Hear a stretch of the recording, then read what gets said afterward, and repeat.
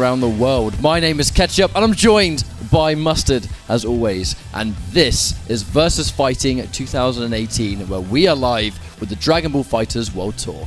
And the World Tour, where one player out of our 8 remaining players in this stacked tournament is going to be going home with the 2-star Dragon Ball. Of course, to reminisce, it was Kazunoko that was the winner of the first Saga event and took home the 1-star Dragon Ball at CEO. But only one player can secure their place alongside him today. And what a top 8 we have in store. As you can see from our bracket we have coming up, we have quite a star-studded lineup.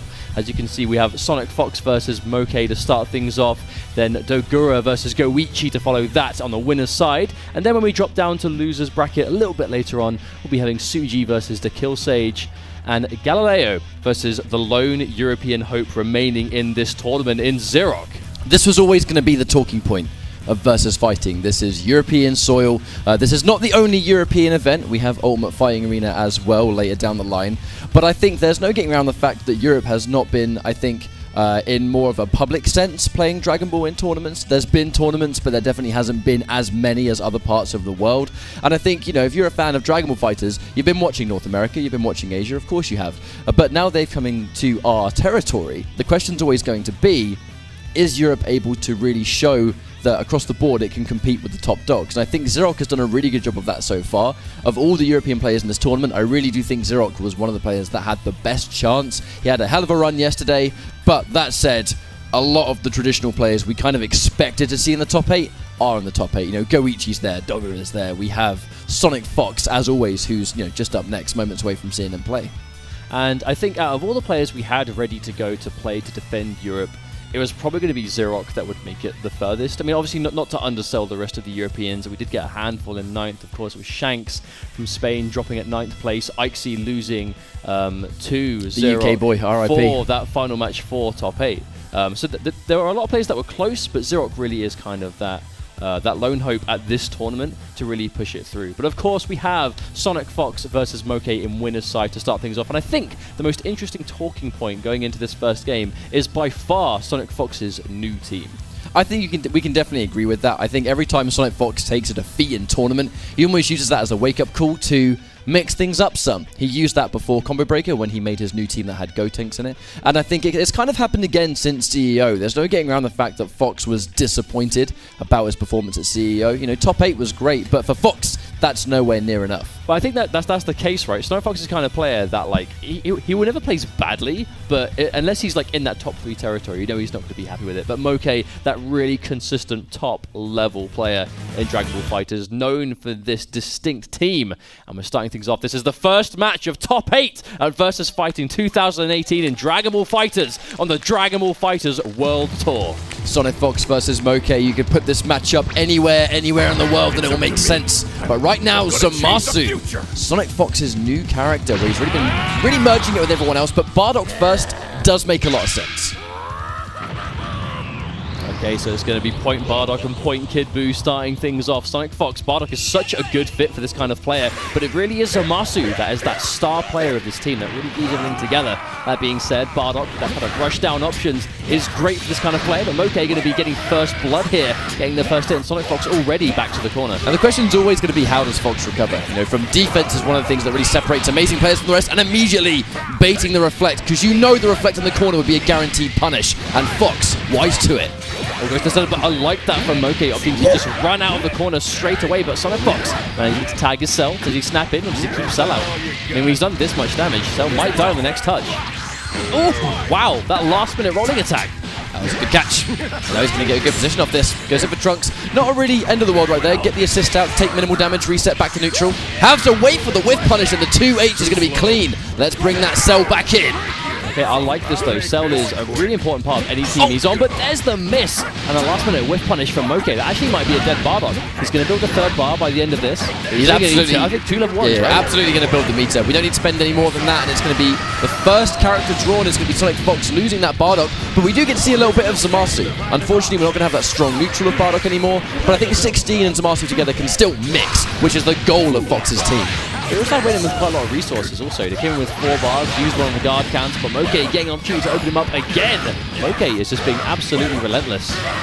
That's going to be that Kid Buu, man. Kid Buu with 2 excellent assists is one of the absolute best characters in the game, without a shadow of a doubt. Just running out of the corner. Doesn't even want to be any part of it. There's a confirm from Fox. We're going to go for the vanish into a combo. What's next? Well, there's a chance to fight that Moke, of course. He was caught backdashing there. The overhead gets blocked. Trying to stagger into the Dragon Rush. SonicFox catches him straight away. I mean, he has got the bar, so it will be quite expensive, but he can probably finish off the Kid Buu here. We should see a conversion as well. Like those early Zamasu, those really early Zamasu level ones, you kind of know, similar to like a Bardock or a Freezer, you know that's going to get picked up because it comes out so late compared to everything else. Fox gets another catch. Here comes 16, going in raw level 3. We want damage, and we want that juicy knockdown. I like that though. He only had the 3 bars because of the meter usage from the first KO, so that's just optimization. But Moke popping the sparking, does not want to lose cell, and he's going to keep him up. And SonicFox now taking a ton of damage in the corner now from the 16. He's got a full cell loop. He's got 7 bars, most likely going to be ending in some kind of level 3. There it is. Oh, look at the damage. Look at the damage. And this is one of those situations that's going to force Fox now. Do you spend sparking to keep your 16 alive, or do you want that kind of level 3? No, we do want level 2 sparking. We value our 16 a lot more than a Zamasu by himself, but it might not be his choice to make anymore. Well, the health regeneration is going to come up. Level 1, level 1. Instant attacks though. Oh, not just enough. Almost. Of course, the burning attack hitting that initial damage in one go is a good way of burning through sparking, but the energy field from Cell not quite the same level. But, you know, Moke is still going to take out SonicFox there. Yep. So it's going to be 2 versus 1. Zamasu now still has sparking for a little while. There's the reaction on that Absolutely. Level 3. That's going to get a knockdown as well. I mean, even by itself, sometimes they say Zamasu level 3 doesn't do a huge amount of damage, but by itself, it's still going to be great. And the knockdown staying up for that Dragon Rush. Excellent from SonicFox. Definitely don't count him out. Kind of weigh up the health bars that the 2 characters have. And Fox has a full health Zamasu. This is still winnable. I'm actually quite interested to see what SonicFox can do here, because I think this is the first time all tournament that we've actually seen SonicFox down to just 1 character. He very much did have a relatively unchallenged way through the bracket yesterday, and today, of course, now it's going to be that 1v1. Moke is actually looking quite low on health. He does have 4 bars to work with his cells, so that's one good opening. There it is! Even things out, but no! SonicFox finds an opportunity to get some damage here. He has 3 bars. Will he use them? And he will! And that's obviously going to connect anywhere. It's not going to be enough. No, we don't see the combo finish. That's really unfortunate because we get a whiff punish super dash as well.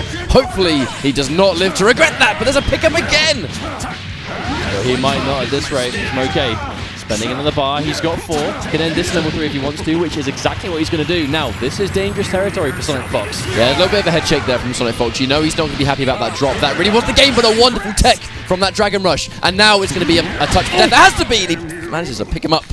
Wonderful catch there from Fox. That was just that full screen, right? Full screen button. SonicFox, he just had that confidence. And I love that kind of neutral, right? When you're sitting far away from each other, kind of really slowing things down. Both players are kind of in a bit of a pickle in the damage department. But then SonicFox just from full screen, run up, button's going to connect. When you drop a combo like that, it can, I mean, if he lost the game on that, that's the kind of thing that I think, no matter if you're the best player in the world or one of, it will shake you and it will stay with you. So very fortunate that he could pick it up. Hasn't really had a time to really recover, but hang on, happy birthday, and there's the touch. Is this going to be a TOD for one of our characters? I mean, he might get 2 of them at this rate. At the very least, Trunks might not get the chance to do anything in this game. And there we go. Oh, what a disaster! See you later, Trunks! Thanks for playing 1-player games! Oh my god, he's out. He's dead. He's dead. Oh my lord, and then there's level 3. I think at this point, I think it's also SonicFox. Realistically, I don't know how Moke's going to come back from this. When you look at best possible starts a player can have, this is like right at the top of the list. You get that basically touch of death on the assist that comes through, the character is just eliminated, it's immediately 3v2. On the flip side, if Moke comes back from this, it's a real master comeback. But, I mean, what was the mistake that Moke made? Like, he called the Trunks assist. He just happened to get tagged. He pressed the assist button and lost the character.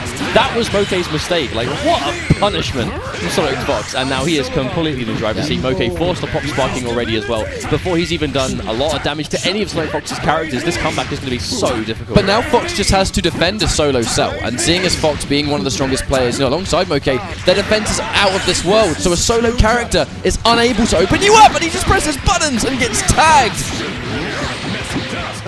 This could be it. With the health regeneration, you see Moke is going to be nowhere near danger of death here, but it is now the sparking has run out. Now he's got to watch out for sure. And SonicFox is trying to get this set up. Moke still fighting back, still got good defense.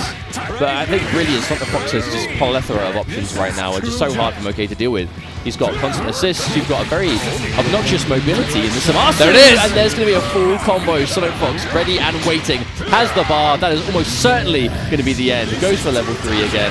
Not going to drop it this time. And will be enough damage. SonicFox confidently and comfortably moving through into winners finals of this tournament now, off of one of the first times, I think that might be the first time all tournament we have seen someone do that. They catch another character and they pop sparking, and that was, we obviously didn't have a lot of time to really draw attention to it, but that's something that you can do in this game. If you catch an assist and you get the happy birthday and you get two characters at once, you can pop sparking to trap both characters in the game for longer than normal, which is how you get the opportunity. So when you pop sparking, they're both there, you're building more meter, you can go super into super into super and get a ton of damage, and that's exactly what we saw from SonicFox, and that's why Trunks basically wasn't allowed to play in that second game. I think there's a reason we call it a happy birthday, right? Because that's pretty much the gift that keeps on giving. If you're in a top 8 and you kind of understand that, hey, if I win this game, I'm moving on into winners finals.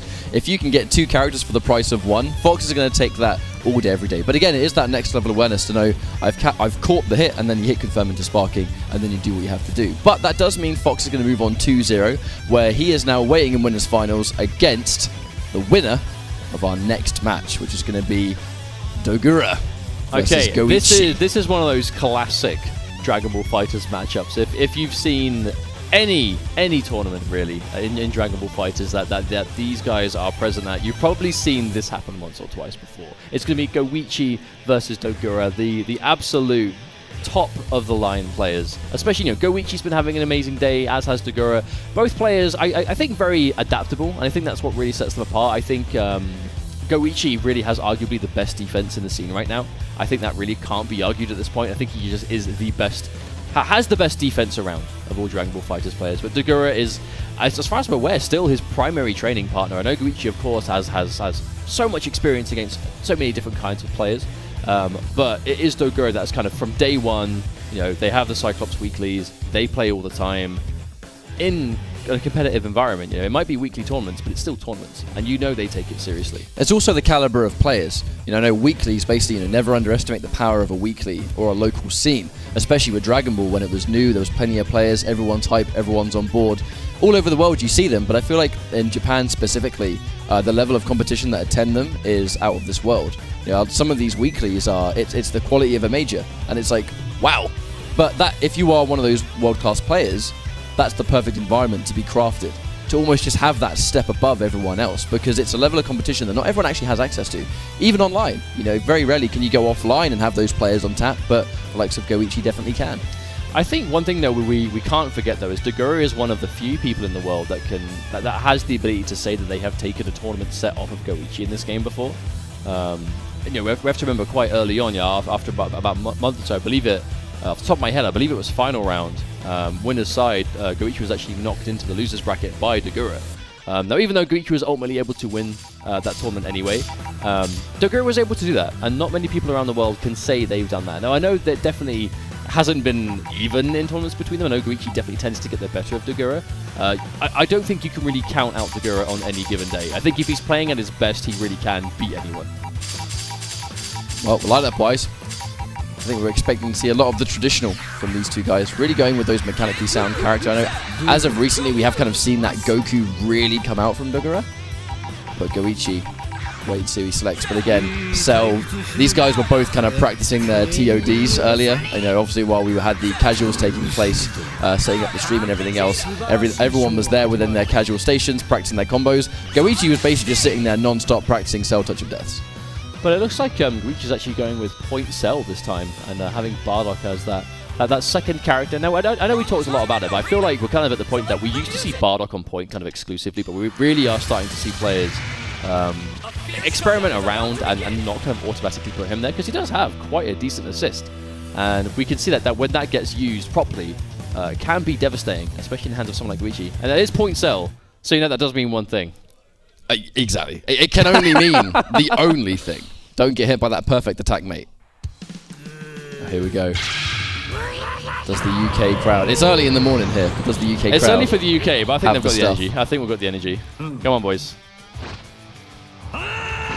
There we go. For the first time, the UK is able to provide. I was disappointed yesterday with the lack of presence of that, but today is a different story, and here we go. Dogura versus Goichi. Winner's side looking for that winner's finals match against SonicFox. I mean, this is exciting times. A match of this caliber on UK soil, finally. Like, are you kidding me? Here we go. It's a pleasure to have these guys at our tournament, but it's even better to see them playing at their best. And I get a feeling that's what we're going to be seeing. But it's going to be cell for cell. Yeah, this is like a classic mirror, right? Almost everyone, a vast majority of the players, especially in the region these chaps are from, they do have access to cell, right? So this is a matchup you have to play all the time, whether you want to or not. Oh, finds the opportunity to get out and opts to use the perfect attack. This is going to be a huge opener. Combine that with the meter build as well, and Dogura absolutely should be able to take this character out. 1 bar spent. Is that even going to be enough? No, yes, absolutely, it will. Absolutely. Optimization. But that's the key word. I think Goichi has arguably the best defense in the scene for sure, but his optimization, I think he is also the most optimal player. That being said, there are a lot of players in the world that are starting to catch up, and Dogura is absolutely one of them. If he can do optimal, like maximum damage for minimum meter spend, regardless of how hard the combo is, what the execution is like, he's going to be ready for it. But there's the bait on the reflect from Goichi. There's going to be a big opportunity for some damage now. As this game is progressing as well, we're starting to see more and more answers for the blocked vanish. The blocked vanish on the ground is going to be plus, yes, but as these guys play each other more and more and more, they're starting to go for those unique answers to try and answer back how they think you're going to try and challenge those plus frames. Okay, but there's the Reflection's tag, just trying to get Cell out.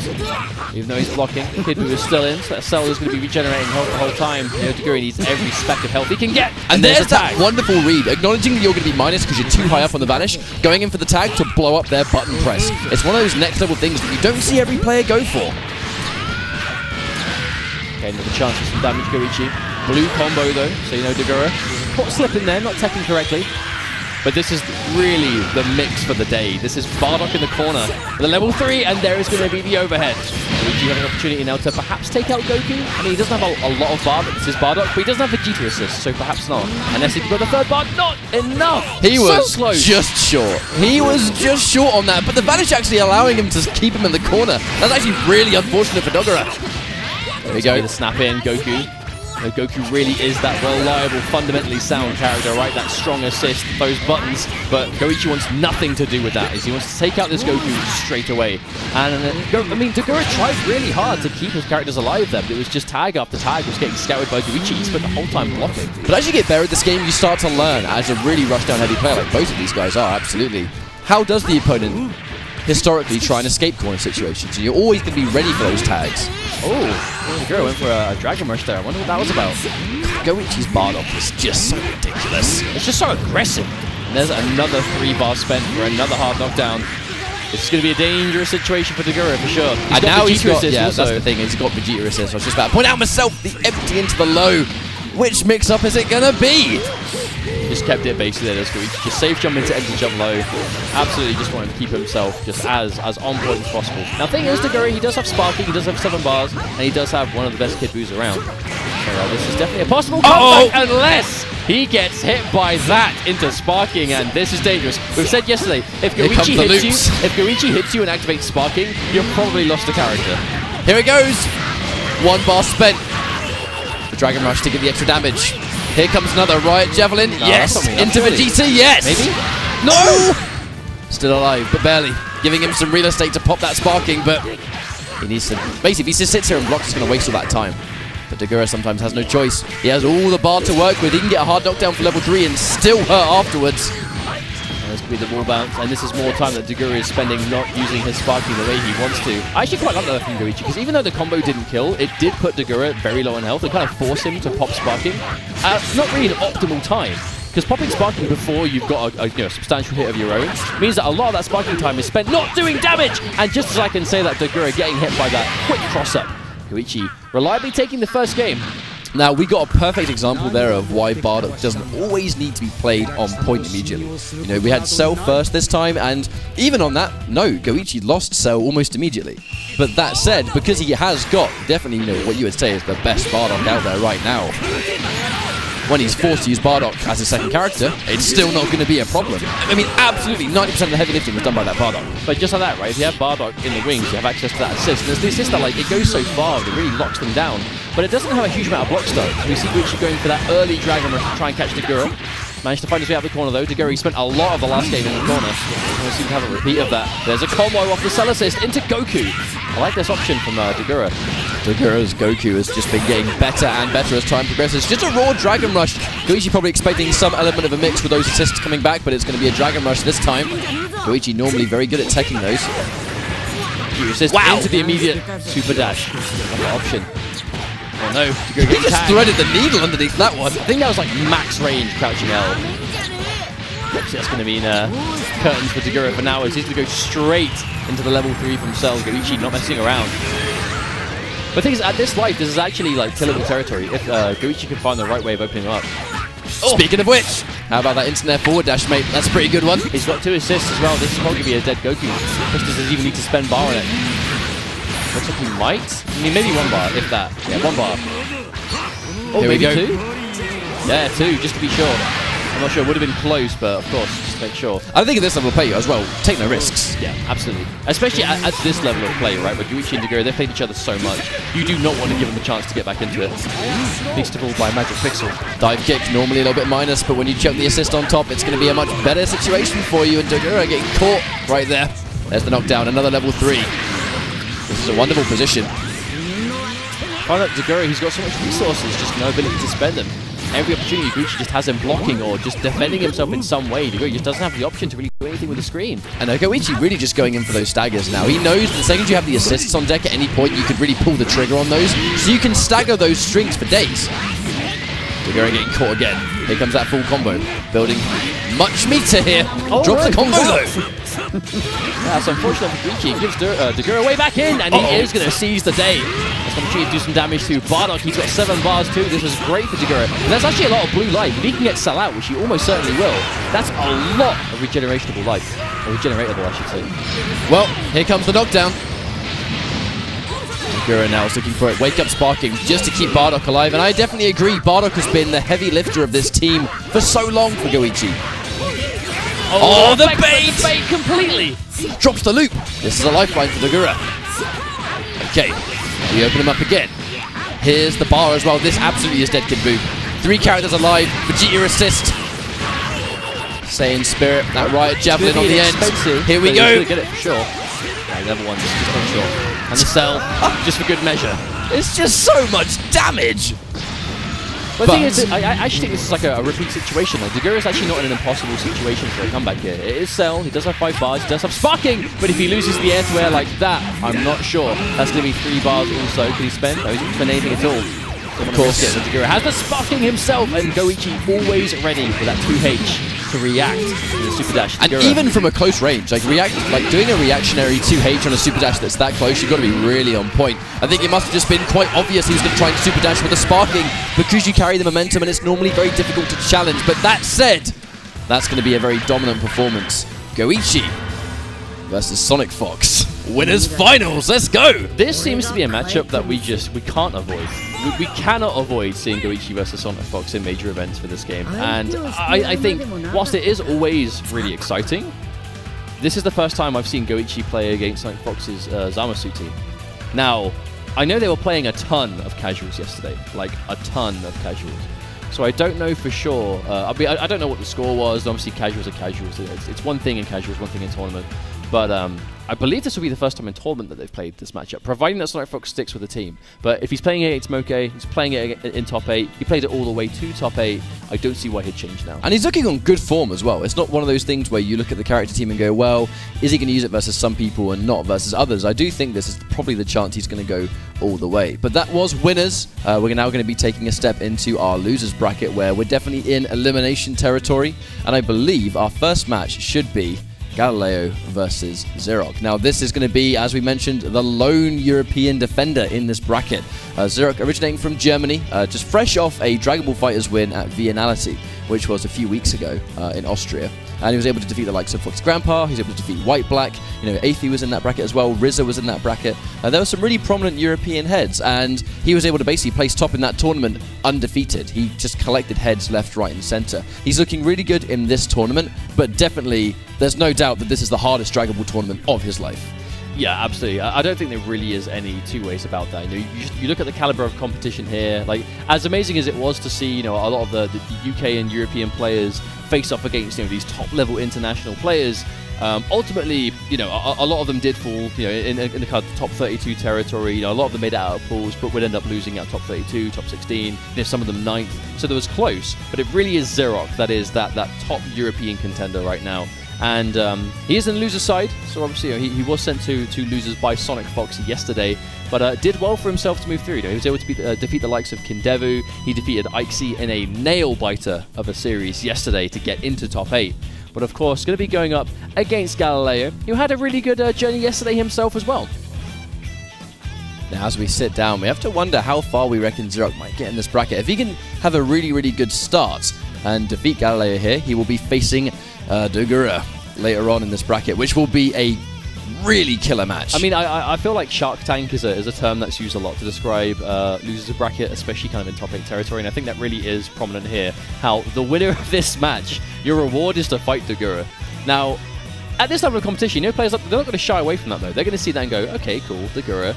I want that match. I want to be able to play it, especially ZerpQ. ZerpQ is a confident guy. He is he's humble, but he is confident. He knows that he stands a good chance. He wants to fight the best. He wants to improve as a player, and that's why we see him at so many events, right? We've seen him in the UK about a couple of months ago. We saw him in Vienna for Biennality. You said, for yourself, he's obviously from Germany, and here he is again in the UK. So he's not afraid to travel around the region just to be here and do well for himself. And he does have that team. I think it really was.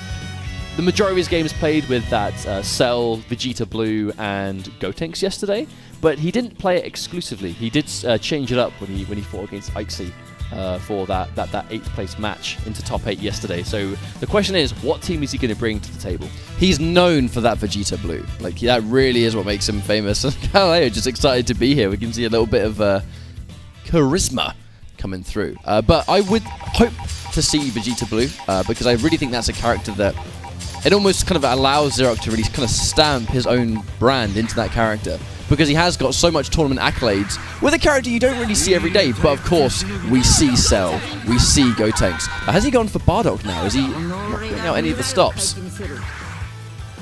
We'll see. Well, it looks like that is going to be the choice. Yeah. Yeah, actually looks like that is going to be the choice from ZerpQ. So no Vegeta Blue, at least for now. But to be fair, we have to remember, this is a Dragon Ball FighterZ World Tour Saga event. If you win this tournament, you get the 2-star Dragon Ball, and you find your way into the finals. And this is losers bracket. If you lose here, that's it. It's over.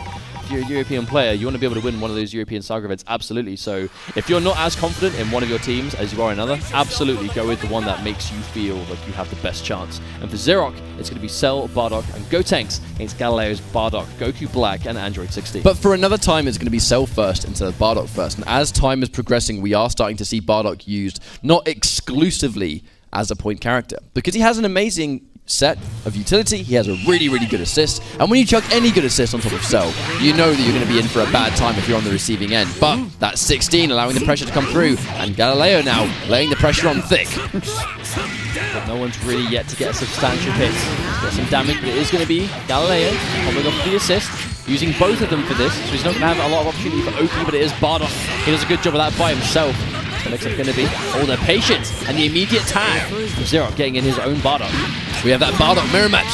I wonder how he's going to be able to defend. One of the elements, obviously, that Super Saiyan Spirit being invincible on startups, who does actually have that kind of reversal element. Getting opened up for another time, though. Zero now.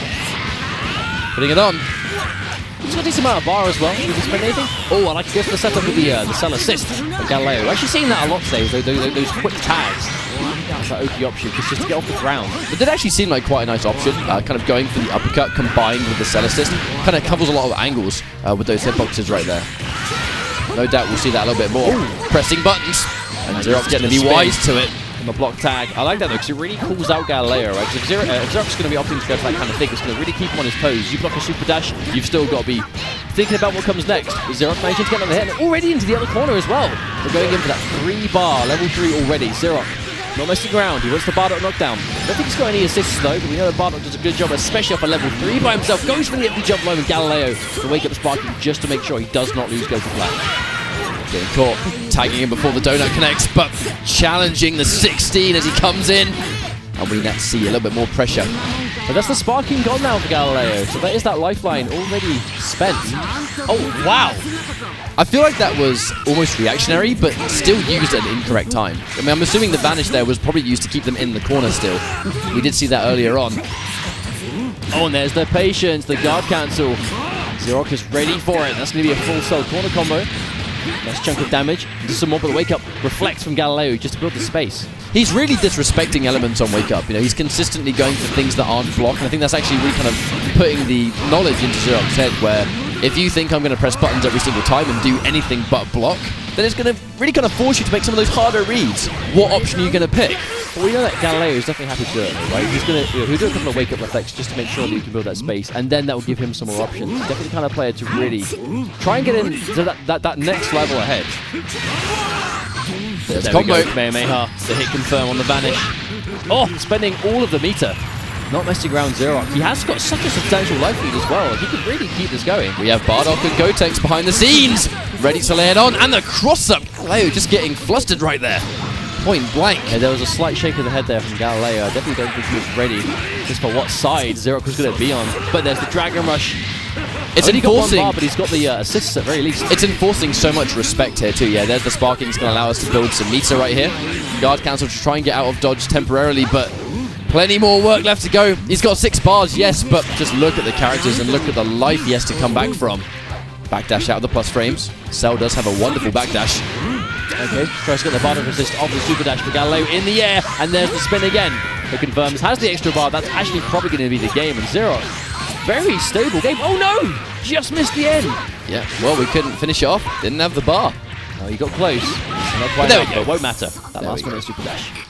Now, I think what we really just saw there was ZerpQ playing rock solid. Like, really, really rock solid. But there are a couple of, like, almost like somewhat scrambly situations where you didn't have a lot of time to figure out what was going on. Almost like small resets that may have been mistakes, may have been intentional. Either way, I think Galileo got overwhelmed multiple times, and it just allowed him to just lose all the momentum. He had a pretty good start too, but ZerpQ just snatched it away straight away. I feel like, especially in Dragon Ball fighters, that's definitely a situation that you can find yourself in quite often at this level of play, where both players are so aware of their options. They they have the muscle memory down, but every now and then there's going to be something that you're not quite ready for, be it a super dash here or a vanish you weren't quite expecting, or you drop a combo at a point you very much normally do not drop it, and it kind of opens up those scrambles. And as a player, you have to be ready for those scramble situations. Speaking of ready, it's that Galileo. 2H, get out of the air, mate. I mean, he is back having 3 characters in full health. Obviously, ZerpQ spent a lot of that first game massively in the lead. Not to be said at the moment. Galileo now gets taking the damage. Taking those minus frames, and now it's going to be his turn to play it on. Take the plus frames again. Maybe actually could have been expecting a backdash with that run in. The reflector's still going to see to it. Okay, we catch him here again. Galileo, he's been picking some really good super dashes in this game. Well, this is a complete turnaround. Obviously, we saw before ZerpQ was able to kind of get the upper hand quite quickly, but no. Galileo, first one to get a level 3 here. That's going to be the knockdown he wants. He does have Goku Black Assist, which got the beam if he needs it, but no. ZerpQ not afraid to spend that sparking, keep this character alive. I think it's not really a surprise. We saw ZerpQ Bardock do so much work in that first game. Cannot afford to lose his character, and that's going to be a nice chance for some damage. I'm actually really surprised that he got hit by that overhead. It almost seemed very much like Galileo was content to just sit there and block, knowing it was a level 1 sparking, so it's only going to be 7 seconds. But then even before he could realize he had to sit there and block, he got opened up by one of the slower overheads in the game. Oh, and ZerpQ ready with a 2H again. And Galileo was likely to just try and get Bardock out as quickly as possible. And the tag came in. There's the reactionary 2H into a level 3 setup again. This is that Bardock classic. Wake up, reflecting at Galileo. He really is opting to go for that a lot. It is going to force pretty much ZerpQ to stop in his tracks when he tries to lay the pressure on. If he tries to go for Oki, if he knows you're going to reflect every time, it's going to make you not. And I love the catch on the light. No spin for you. Oh, there's going to be some more damage coming through from ZerpQ. Gotenks. And Gotenks has assists. He himself can be quite a pain in the neck. Bardock keep it going. But a tag again, Galileo. I love that. When Galileo is back to the wall, he does so many just raw tags. Just to try and get characters out. So to be honest, ZerpQ he's dealing with tags a lot kind of mid-screen or just the outside exact same thing back, by the way. But it really is those kind of like point-blank corner tags that ZerpQ is consistently not really being as ready for. Oh wow, we're wasting no time. He wants to get rid of Goku Black. Get rid of the beam assist. Oh, it gets opened up, but no! The Dragon Rush. Dragon Rushes on hit are such a good strategy sometimes because when you get hit, you almost like reel back in your chair. Sometimes it's almost a, oh wow, I got hit. And then you're ready for the combo. If you're ready for the combo, you're not ready to tech. One of the lowest chances, I think, of you actually getting that tech is if you have been hit first. Oh, wow. And then just the raw super dash. ZerpQ making that big read on Galileo, but he did the rocket punch. And that is what ZerpQ was looking for. It's exactly what he got. Into a full cell corner combo. How much bar spend? He's going to spend the level 3. There's a good chance for ZerpQ if he can keep this going and take away this Android 16. Galileo, he has used his sparking already. No meter, but 2 assists. And the instant overhead, these big hitboxes. 16, one of the taller characters in the game. A lot of those instant overhead situations will work against him. Didn't kill just yet. Galileo getting caught by the lights again. This should be a dead character. And 16 is going to be that final lifeline. Unideal situation to be in for Galileo. He doesn't have sparking, he has very low health, and some blue life disappearing too. He's got plenty of meter, but I mean, this is going to be tough. Solo 16 is not what it used to be. Still a very scary character, but not quite in the same fashion. Definitely without that knockdown. The second we lost that hard knockdown on the regular command grab, I think it definitely kind of hindered the solo capabilities of 16. But there's a confirm. All right, it's the first little victory of many if he has a chance to take this game. But it's a good start. Reset. There's the quick reset. The variety players do that a lot. They'll tend to deliberately end combos at points that you don't normally end them, just so that your opponent is less ready for the reset. The Galileo backdashes at a bad time, and that actually might be enough by itself. Yep, that's going to be it. Oh, and it will tag the end, and ZerpQ nodding to himself. He's going to be happy with that one. Galileo, unfortunately, going to be eliminated here in top 8. But of course, huge congratulations for getting this far. But ZerpQ is going to be moving forward to face off against Dogura. And that is going to be a match we want to see. That's going to be really, I think, a match that puts ZerpQ to the test. The ultimate test. You know, we know that ZerpQ is a fantastic European player. He's got this far in the top 8. He's advancing in the top 8. But now he has to take out one of the absolute best of the best. But this is a Saga event. This is where those matches happen. And it's where they count. You know, that's really is the kicker here. You know, there are only so many Saga events, of course. I believe there are 7 in total around the world. But that's the key, right? You have to be able to travel to them. You have to be able to make as many events as you can. And that's actually partly why we have so many internationals here ready to play, is because everyone wants to get that first place, everyone wants to get that 2-star Dragon Ball, and if you have the ability to travel around, then you can do that. But some players can't. Some players can't travel around continents, and they have to really stick to what's close to them.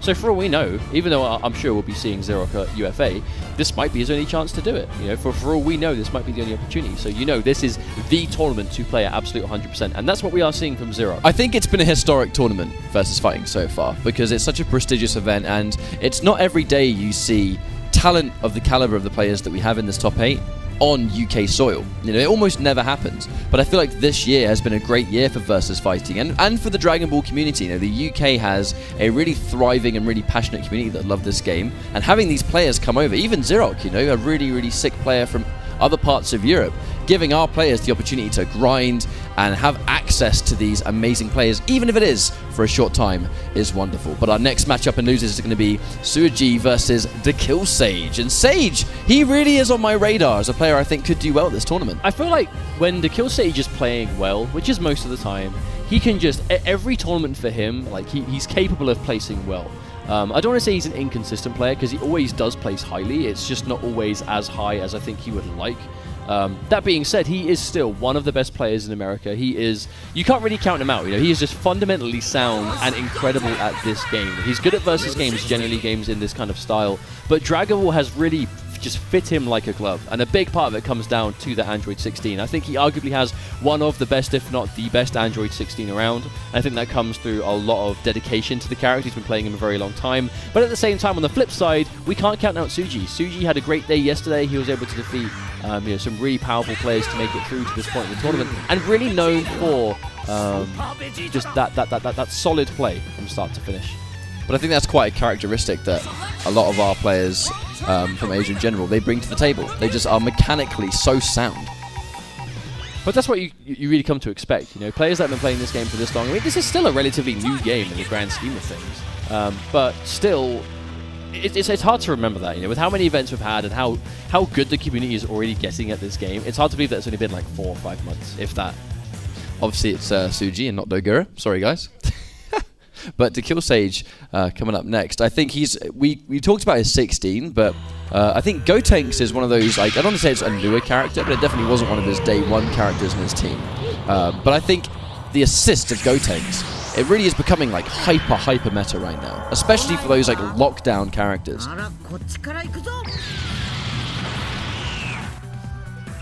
Okay, well here we go. 2 out of 3. We are again in losers bracket territory. Okay. First blood's going to be scored by Souji. Get knocked down here. And this is going to be Kid Buu. This really is kind of what Kid Buu's known for, and immediately challenging. That kind of looked like tech to get around the DP. Something you've got to respect. This is a good opportunity for Souji to start off that Kid Buu. We've seen this can be such a snowball-heavy character if you get the right chance with Dekillsage. Managed to find an opportunity, gets the overhead. No full combo though, because the assists. Yeah, the assists have already been used, so we don't get a combo off the overhead, unfortunately. Dekillsage, even though he landed somewhat of an opening, he's on the back foot almost immediately, and the assist just keeping him away. Oh, feels like Sage cannot get out. No, it definitely looked like Souji was trying to bait that reversal there, but it looked like Dekillsage got hit by like just the tail end of that Vegeta assist. He was able to escape out, get Gohan out to safety. Now Gotenks is in, and a Dragon Rush underneath. Souji was definitely not looking for that. An amazing option from Dekillsage.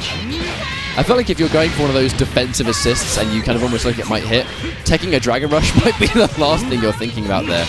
Alright, there's the Beyblade. Covering his bases in with the assist, making it a lot safer, setting up for another Dragon Rush, which is going to connect. 4 bars, you spend anything? There's one, the ghosts are out. That's going to be it. Going for the setup. And they're patient. Souji, he finds the moment for the sparking. He's going to take it. Oh, but empty. I feel like that was a really wonderful play from Dekillsage, because I don't even think it served its purpose to pressure and get a hit on Souji. It forced the sparking out so early, but it didn't put him in any better of a situation. Either way, Dekillsage is really mixing this up though. You saw the spinner into Gohan assist into Dragon Rush before. This time goes for the low instead. Oh, the spinner just kicks Vegeta out. That was pretty rude. But it isn't going to matter. Dekillsage is going to get launched anyway. Oh, wow. Finds the opportunity. Again, went back to the wall, going for the tag and wasting no time. Dekillsage going in for the level 3. Hard knockdown territory again. He's got Gohan assist if it's required. And there's the cross up, but he presses buttons. And gets opened up anyway. That's going to be the first character taken down. Dekillsage taking out Souji's Kid Buu, and now Cell coming in with half-life and no sparking. It's always really good to see that level 3 from 16, because you get shades of what used to be. His mix-up capability really wasn't changed. Second he gets that hard knockdown from level 3, you can still get those classic mix-ups. Left, right, empty, low, overhead. Got a guess, mate. A bold 2H from Dekillsage. You saw just the full screen of run up into 2H assist, and here the super attack still getting caught. It was like just Dekillsage really wanted to hit that anti-air. He was able to get it in the end. Souji now stuck with just Vegeta. This is a bit of a comeback character. We've seen the potential for it before, but that's a lot of life on the side and resources from Dekillsage. Also, I think it's the sparking. Because the sparking was forced out of Souji so early from that setup we saw in the corner, it served no purpose for him. And unfortunately, because of that, Souji is basically playing this game without a sparking. Well, he's going to go for the final flash anyway. He's going to spend it with a lot of life on the Sandgrid 16. The patience from Dekillsage. I like the staggering on these lights though. Souji really trying to catch Dekillsage, but he's playing very respectful. He's willing to just sit there and block, especially if he's got such a life lead. No reason to try and disrespect the stagger game. Well, if you're going to be as confident in versus games as Sage will be, you're going to be comfortable enough to just sit there and block when need be. Gets opened up here, but it's not going to be enough for solo Vegeta to kill. Even with the final flash, it's not going to be enough. Oh, the reversal misses completely, but Dekillsage unpunished. Guard cancel, answer back with the vanish. That definitely looked reactionary to me. No, absolutely, it's Dekillsage. There's no reason he's not going to be reacting to those now, especially when Souji's on this much life. Guard cancel is not going to be something he needs just to keep himself alive. Wow, there it is! Going straight through those S's. See you later, mate. That's going to be Souji out, I think. No, not quite enough damage, but I mean, at this point, there's no way to get this health back. I mean, one more hit. Yeah, exactly, anything. Away with Key Blast. A little bit of air legs in the air, why not? Dekillsage going to be comfortably taking game number 1. I think that really came off a good start. You know, Dekillsage seemed to really get the ball rolling immediately. Souji is considering here, taking his time. We have to remember, we're still in 2 out of 3 territory. It's going to be a rematch. But I was talking to Dekillsage yesterday, and he really kind of made that remark of, he feels like in this game, above all other versus games, that reactions are more important than ever. You know, the basic things in the game, if you're not reacting to every single little thing, you're probably going to lose. So these really on-the-spot reactions too, things like, you know, going in for 2H, those on-the-spot reactions when you saw this airborne S from, you know, Vegeta, you have to play that way, and it's a way Dekillsage knows and is comfortable with. There's that empty low, the classic adult Gohan mix-up. I think we really do give Dekillsage a lot of props for his 16, but his adult Gohan is at the same time really a clean character. Like, he really is just super optimal with his character in a lot of situations, especially when it comes to the 16 assist. However, he is going to get opened up anyway. Souji finding opportunity, ending the combo early to try and catch him out. Dekillsage not going to fall for it yet. They're really just kind of trading blow for blow, assist for assist at the moment. Manages to get through the donut, wonderful, but jailing into the Kid Buu. There is the mix-up! Cell and Kid Buu really are the best of friends, guaranteeing those mix-ups into those really unscaled mediums. It is an incredible mix-up game, and it's so powerful, especially if Cell is scary enough as it is, but then when you chuck what he can do on top of the lockdown that the donut provides and the setups that it gives you access to, it's terrifying. Oh wow, he's coming in. Oh wow! Soccer kicked 16 out of there. See you later. I thought the 16 assist was already active. I'm actually quite surprised that it was able to get through like that, but still going to be moving forward. Souji completely in the driver's seat now. Super dash through. 16's assist really has been unable to get anything going consistently, just getting knocked out of the fight. Souji manages to get another hit, and he has bar. Level 1, level 1, level 1. Yeah, of course. Here it is. Wow, those two level 1s hit at the same time. So much life just chunked down out of nowhere. And this is, I mean, Dekillsage, his 16 with sparking is definitely potential for comebacks, but I'm not too sure. I think he's going to have to play this perfectly, because I mean, the biggest problem he's got to deal with right now is the amount of health that Souji has left. It's not just the fact that it's all three characters, wow. It's 3 characters with a ton of health left. Actually, Souji's face when he got hit by that Dragon Rush anti-air kind of situation. He was like, huh? There? Why? Well, that's a lot of life on Cell, though. One more hit here. And he's going to get the grab into level 3. Spends all of the bar, but it does take out a very problematic character. That was expensive, but by God, was it worth it. It's now going to be a 2v1. But Sage keeping the sparking. I think that's the important thing. He may have spent all of his bar, but he was able to hold on to sparking. And as soon as he pops that, he is going to get so much opportunity to just build a ton of bar back. But if he can keep this going, this could be a knockdown. That's the mix-up. Escapability. Oh, with the instant cross-up with the light. Dekillsage still yet to pop sparking. This comeback is looking more and more possible the more this goes on. But I feel like if you're delaying the wake-up on this grab, you're almost giving 16 that classic mix-up, and he gets it again! Is Dekillsage going to be getting a guaranteed win right here? But he's taken no damage versus 2 characters! But this was perfect scenario. He popped sparking in because he didn't have the bar to finish the combo, but he did have sparking, which would build him enough bar, but also give him the option to do more damage. Wow! And this is a chance. Dekillsage, the comeback is strong. He gets the overhead and a full combo. So much damage coming through. This might not kill, but it's going to be one setup away. He's not going to be able to get a level 3 from it, but he will get some kind of setup. All right, are we going to get a knockdown here? Yes, the reset, forcing the sparking. He's going to be comfortable with that. There's the super dash challenge back, knowing the light is fast enough. Dekillsage hasn't taken a single hit as the 16 yet. I saw Souji's face. He cannot believe he was able to get that button out in between into a level 3. Dekillsage has run out of sparking. Souji has plenty left for now. But look at the life with the Dragon Rush. Dekillsage is making this full comeback with just Android 16. And he has yet to take a single spark of damage. And he can't regen the health either. That was a masterclass of Android 16 right there. I think it's quite fitting. We're talking about how he really is known for having one of the best Android 16s out there, and he ends the set with a full Android 16 solo character comeback. Solo character. Super impressive. But he didn't get hit. He didn't get hit once. He had full health across all 3 characters. There you go. Impressive. There you have it. Super impressive. That does mean he's going to be moving forward now to actually play against Moke. So we'll have to see if Echo Fox can double eliminate Moke here a little bit later on. But that was hype. That's exactly the kind of thing that I want to see in this top 8. And that is... I hope we see more of that moving through. Hey, I have absolutely no doubt we're going to be seeing more of that crazy stuff, because this is what the Saga events are all about. And this is only our 2nd stop in the tour. We have plenty more action left to go, but we're going to go for a short break and set up our next few matches within this top 8. Thank you for joining us so far, and don't go anywhere, because the Dragon Ball FighterZ World Tour continues after this.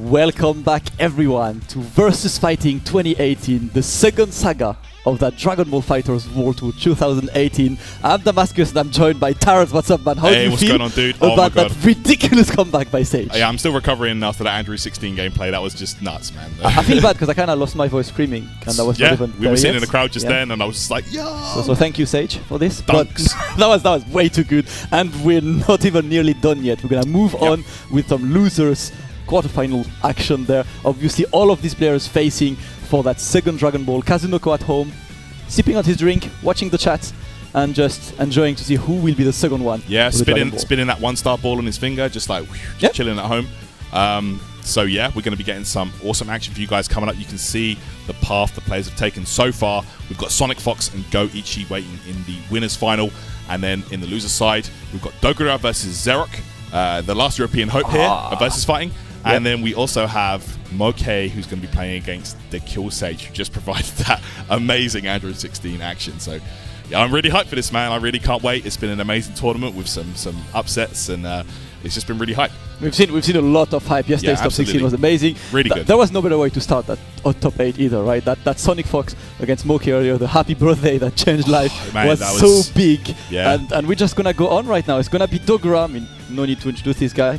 One of the most known players around Dragon Ball Fighters. There, still looking for his big tournament victory. He always finishes in the last 3, but hasn't won a big one yet. Yeah, we always see him in the later stages of the tournaments, the top 8s, the top 3s, and here he is to advance on in the losers bracket, but he's going to have to go through ZerpQ here, who has had a very, very interesting run here. In VsFighting. And we saw that very exciting match with Ikesy yesterday to advance on into the top 8. And that was a real heartbreaker for Ikesy. I mean, I know a lot of the crowd here, the Birmingham guys, wanted him to make it through, but it was a really clutch finish. And ZerpQ, man, he pulled through, so here he is. Yeah, he is, and he played really well against Garired. And he's the last EU hope. You know, when the local hero is not there anymore, you just get a wider range of local hero to support. And right now we're moving towards Germany and ZerpQ. He's been playing amazing, and he's off to, I believe, the last 3 tournaments he attended, he won. There was Winner Stays in London, Bavarian Burst in Germany, and Viennality in Austria. He won all 3 of them. So he's off a great momentum, but right now this is the world stage. This is the first time he gets to face these guys in tournament, and he's getting great experience, but he's showing that he's definitely there as a threat. Absolutely. One of the most powerful players here in Europe. You know, very, very strong. But this is a real test. You know, we saw back at Brussels Challenge. ZerpQ played against GO1 there. That was the real test for him, and he was unable to topple the man. You know, not many people were able to beat GO1 in tournament. That was the GO1 Invincible arc. The first anime arc was just the pilot for the series. But right now he's at his best lately. He's been rocking Vegeta Blue at times, Bardock at times, depending on the team he's facing. But right now, as he has to face Dogura, the man himself who turned Super Saiyan, just changed the hair color. That's what I'm saying, man. Powered up. Get that power up. And wanted that threat. ZerpQ went back to his original team. The Bardock is there. No Vegeta Blue for you guys today. We didn't see that in top 8 yet. You know? He was rocking him yesterday. I don't think he played Bardock yesterday at all. Really? I think yesterday he only played Vegeta Blue. Okay. If I'm not mistaken. And Dogura on the Goku SAJ bandwagon right now. This is the new meta. Goku is becoming extremely popular. Great versatile character as well. Massive damage output. Alright, so here we go. We're going to let it rock. Go Cell. Let's go. Let's go, crowd. Let's go. This will never get old ever in history of Dragon Ball Fighters. Let's go. Dogura on the left, ZerpQ on the right. Alright, getting stuck in here. ZerpQ keeping that movement fresh. Dogura trying to find that opening here. Cool. ZerpQ, that staggered cell string, the assist. Oh, caught that reflect attempt. A great one by ZerpQ. Gets the first opening with a Dragon Rush. Gonna extend as much as he can and send his opponent straight to the corner for a good position there. Yep, just going for the basic stuff. A great tech as well by Dogura, who escapes the corner by that left tech in the end and gets his combo now. ZerpQ in the corner. Yeah, punishing that guard cancel, and again the guard cancel. ZerpQ not deterred by that, but Gotenks is going to take some damage here. Kid Buu gets the knockdown. Level 1, level 1. Okay, what's it going to be? Just going to go for the mix-up. Okay, super dash blocked. Yeah, vital. ZerpQ switches to Cell, but gets caught straight away by a beam. Dogura now just running his usual combo in the corner. What's Cell gonna be? Good reflect. He's still blocking. ZerpQ looking for a way to just open the game. Yeah, ZerpQ's been just trying to keep his team fresh, swapping in and out, but every opportunity, Dogura's just stopped him. Sparking Blast, okay, I like that. It was getting a bit risky at that point, you know? ZerpQ is a fan of using Sparking early as well. He just wants to save a character, get as much damage as he can, and look at the meter build as well. He went from 1 to 4 bars in one combo, and straight to the level 3. That's a meter neutral combo here in Dekillsage. Absolutely, using that medium perfect attack mid combo to get the corner position. Pressure's on right now. Opens up 2M starter. That's going to be huge damage, and he is going to be able to kill Dogura Cell.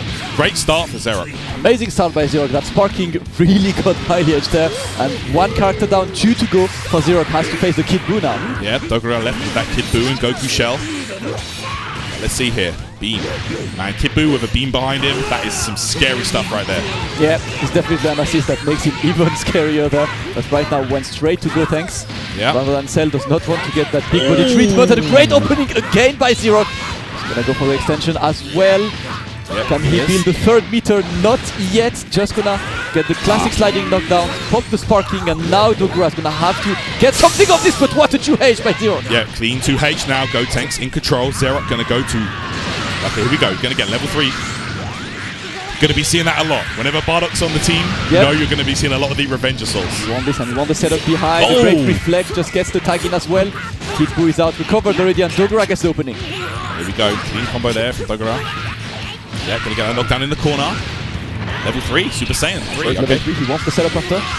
It's definitely an easy pick there. When you're behind on life, you just want to go there straight away. You want that guaranteed setup behind, and no block gets opened up. That's gonna be a dead Bardock. Sends his dad to retirement home, and Dogura gets one character down. Classic instant air dash cross up. Connects. Dogura ties it up 2 characters apiece. So let's see here, who's going to take this first game? Oh, the reflect right there. Oh, that's not the best. I think he wanted that Kid Buu as soon as possible, but not the best of choices there. Great opening by Dogura. Okay.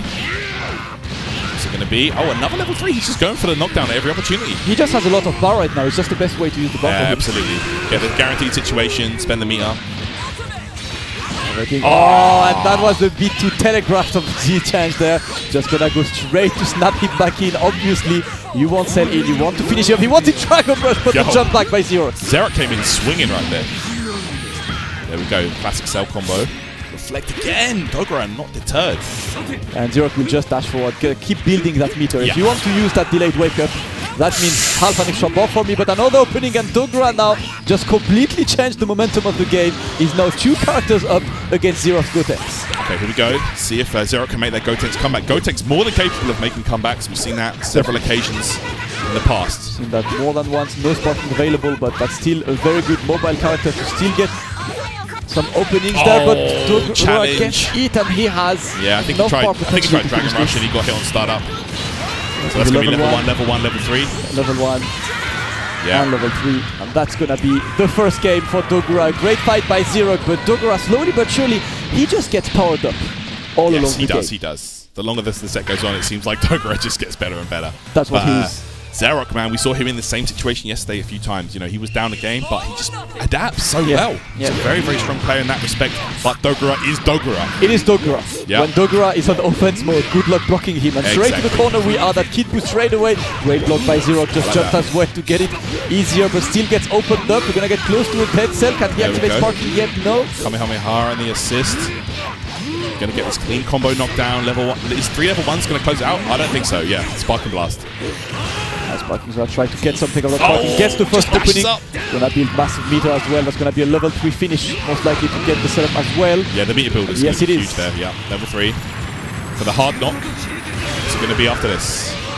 He gets one setup to potentially kill that Kid Buu, but to reflect straight away on wake up. Tell you what, Dogura is not afraid to reflect, man. Yeah. I feel like ZerpQ needs to be going for some more Dragon Rushes. Even though Dogura has been caught 2 times already in this set, reflecting, he will still do it. That's what I'm saying. Still a very valid option. Full squad burst on that Cell, and the double level 1 to kill it. Great one by Dogura, finishes it. Now 2 characters remaining by ZerpQ, no Sparking available, a huge task ahead for him. Absolutely, those fantastic extensions provided by Kid Buu with the level 1, you know, gives you easy level 1 follow-ups. Okay, he goes, got to block that last hit high. Let's see here. ZerpQ just trying to play elusive right now. He did lose his Cell early on, which is a big, big deal. is he going to be here? Yeah, not the best of situations for ZerpQ there. Dogura just running a train. He wanted the Dragon Rush, misses it. A good opportunity for ZerpQ to come back. Gets the opening, no conversion. Okay, going to keep himself plus there. Rebellion Spear into Vanish. Okay, yeah, Kid Buu, Candy Ball on the screen. Oh, that was Spear connected. Straight away. Punch man up. It's going to be exciting. No punish again on the road tag. ZerpQ was not ready for this one, and Dogura gets his Goku again. He's gotten so much damage of this Goku in the last game. Oh, the last second air dash there. He was blocking Kid Buu, and you can't reflect that. You just have to sit there and accept it. Level 1, Goku going to close it out, and you get to keep him in for the next character. Yep, it's pretty good. It's pretty good situation for Dogura. He still has parking, has pretty much all of the factors lined up for him to move through that losers bracket, and ZerpQ now needs a miracle. He really does. Dogura has 3 characters, looking pretty healthy. He's got Sparking Blast, you know. That's all needed. All he can hope for is just go for this combo, go for the level 3 to get the hard knockdown after that. Exactly, he's going to go level 3. I mean, Gotenks can fight pretty good by himself. You know, he can provide some pretty tricky high-low mix-ups and stuff like that, but it's going to be tough, man. You know, Dogura has that sparking as well. There it is. Pops it straight away, just wants his tail to stay alive, and he's going to get massive damage off that. It's going to be a big meter build as well. Yeah, going to use that barrier. He goes straight to Goku, and massive damage dealt again, and he gets the setup, but a great block by ZerpQ, double block there. He's still alive, trying to keep some hope alive, but Dogura happy to block. He knows Gotenks alone on the ground. I mean, you still be able to block that. Yeah, right. He's just going to block it out. Mouth beam, and then he's going to get the follow-up there after the Vanish, but not the most damage here. Has to go for a reset. Yeah, a bit of a Drago confirmed by Dogura. Doesn't really care really. He knows that he cannot get punished that much, and finishes up with a beam. Dogura is going to send the last European Hope out of the tournament. ZerpQ takes 5th. Dogura moves on to top 4. Yeah, absolutely. Dogura showing why he is just one of the biggest threats right now in Dragon Ball FighterZ, and has been since the game's release. Fantastic showing from ZerpQ though. Yep. You know, a very, very strong player over here in Europe, and I'd love to see him ascend to that next level. Oh yeah, you know, definitely. He's looking for that. He has his showing today. A great 5th position.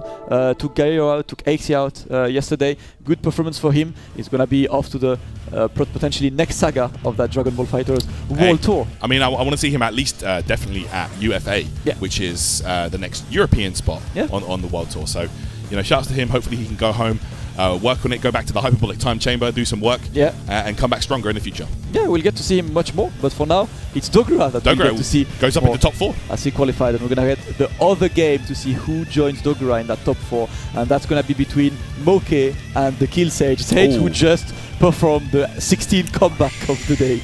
It's just... Man, that for me, that's got to be the hypest moment of the day. It definitely is. It's like, the way he just came back with one character and didn't even get hit once on this entire comeback, right? That was a perfect with one character. Just challenged stuff that you should never challenge, but at this point he just noticed that his opponent, Garired, was Souji, sorry, was so on tilt with that comeback that Sage started to challenge things you should never challenge.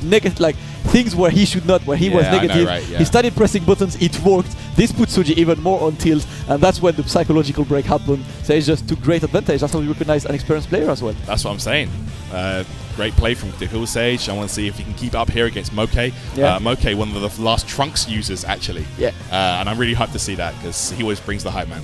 Trunks he's a fun character to watch. No, he's really cool. He's quite a good character as well, but the issue that holds him back is by himself he's not that much of a threat. I mean, you know, you have to block standing a lot against him, and he kind of he needs like assist or meter if he wants to open. That's what I'm saying. That's what it comes down to. I mean, a lot of these very, very strong top tier characters, they not only fight great as a unit, but also by themselves they can really hold their own, make those comebacks if need be, and they can just really hold it down. So let's see here. A lot of people like that Android 18 theme. Yeah, that's I'm a fan as well. It's really sick. That's another right one, definitely. All right, it's going to be Kid Buu Cell Trunks. Shout out to you guys at home. Gotenks, Androids, 16. Shout out to all the guys at home watching. All the crowd here make some noise for those candidates today for that second Dragon Ball. There's a 2-star ball waiting for everyone, and it's quite nice. Listen, man, I got a peek at it earlier. It looks sick. Yeah, that's so cool. All right, let's see. Moke versus Dekillsage. Gonna let the intros rock out. Let's see it. Kid Buu woke up from the nap. Yep, as is tradition, always letting the intro rock, and that's gonna be that World Championship stage there for the two of them. Let's see here. Okay, World Tournament. That's going to be Moke. Just taking his sweet time. Moke is a heavy user of that Trunks assist as well. That Trunks assist is really good. Actually, yeah. The main thing that makes it that good is its block stun is extremely slow. It's extremely small. Yes. So when you block it, you can get Dragon Rush immediately after, and it's extremely hard to see it. Not only that, the flash is really big, so the Dragon Rush startup can be masked very effectively by it. So it's quite a good one. But Moke straight away maximizes the damage with level 3 already, and Dekillsage will have to block that if he wants his Gohan adult to stay awake, but a bit telegraphed there. 2H straight away. Goal! All right. Nice. It's going to bring in Gohan. Cut off that blue life. And that's going to be, That was a great start by Moke there. Dekillsage just looking for his footing still in his game. Moke just entered straight away on it. Just wanted that Gohan adult out, got it, and now he has to deal with Gotenks and Android 16 and another opening by Moke. Sage still looking for his way, but keeps getting opens. Yeah, it's not looking good right now. Moke is just on a roll. One of these momentum beasts. Once he gets going, it's just really hard to break that cycle. Super dash blocked. Dekillsage needs to find an opening and an opportunity to use Sparky perhaps, but he's not going to do it with Gotenks because Gotenks is down. That was a great spacing as well by Moke there. Moke barely grazed by Dekillsage there. Close to a perfect happening. Dekillsage down. We've seen something happening before with that 16. Can it happen again? Yep. Medium perfect attack mid-air and then the vanish afterwards to keep the corner position. Yep, gonna go for the reset. Yeah. To the listen, man. Has to pop it and the 2H straight away. He can do this. We've seen this before. He can do this. Yeah, he's going to maximize, but a drop by Dekillsage. Not the best moment to drop that one. Still gets the mix-up. That's going to be an opening, and that should be enough to kill that cell. Yeah, that is going to be cell down. Freestyle gets it. Just a level 1. Yeah. Level 3 Spark, and of course the meter build is just huge on that. So let's see. Yeah, you get 5 hours as well. And now Moke, down one character, has to work with that Kid Boost straight to the 2M. And the very common round start against Kid Boost to jump back to avoid that kind of strategy. Absolutely, yeah, you want to be avoiding that. Great challenge, but a bit too far to convert on that one. No 2H by Moke. The Dekillsage now running a train, gets the level 3, and he's going to get the setup after that. He is indeed. What's it going to be? In front, behind, empty, Dragon Rush.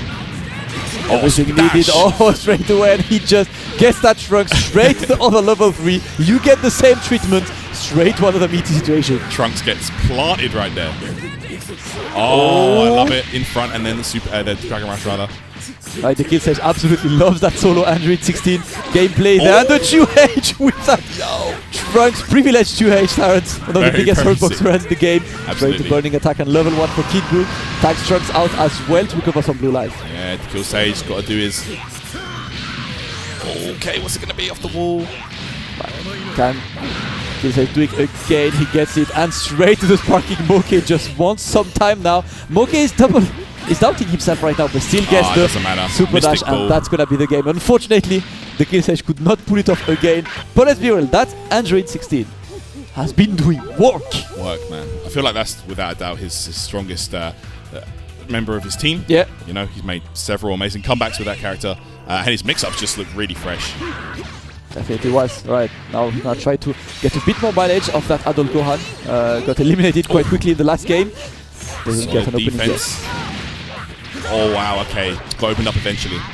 Focusing on blocking too much, you know, of course, you've got to be looking out for the Dragon Rush. Not easy though. Yeah, Sage is quite good at just like mixing up his offense. This time Moke was ready for that Dragon Rush there. So it's the solution, and again straight to 2H. Send you straight away. This is the World Cup finish, bro. This is a World Cup finish. This is a it's over. I don't know why these guys are doing this, man. Alright. That's going to be dead Kid Boo. Good start for Dekillsage. Gohan has not even been touched. Yeah, not yet. A great start by Sage this time. Just comes back straight away. And that's a great moment as well, because after losing the first game, you want to show that you're still confident, you're still a threat. Sage is doing so. Great reflector by Moke. Tries to super dash. Sage not ready to punish it, but gets the opening on that cell. Alright, fast fall there just to keep the pressure on. Good offense here being shown from Dekillsage, man.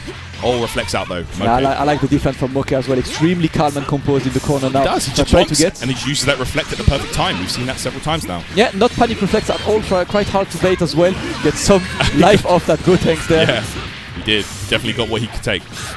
Opens him up with that 5M, and now he's going to get the full corner combo. Yeah, that's going to be big damage as well. He's going to get it straight to the level 3, and he's one hit away from sending that Gohan adult out. What can Dekillsage do? Will he use sparking straight away? Not yet, and gets open. Wow. That is a dead Gohan.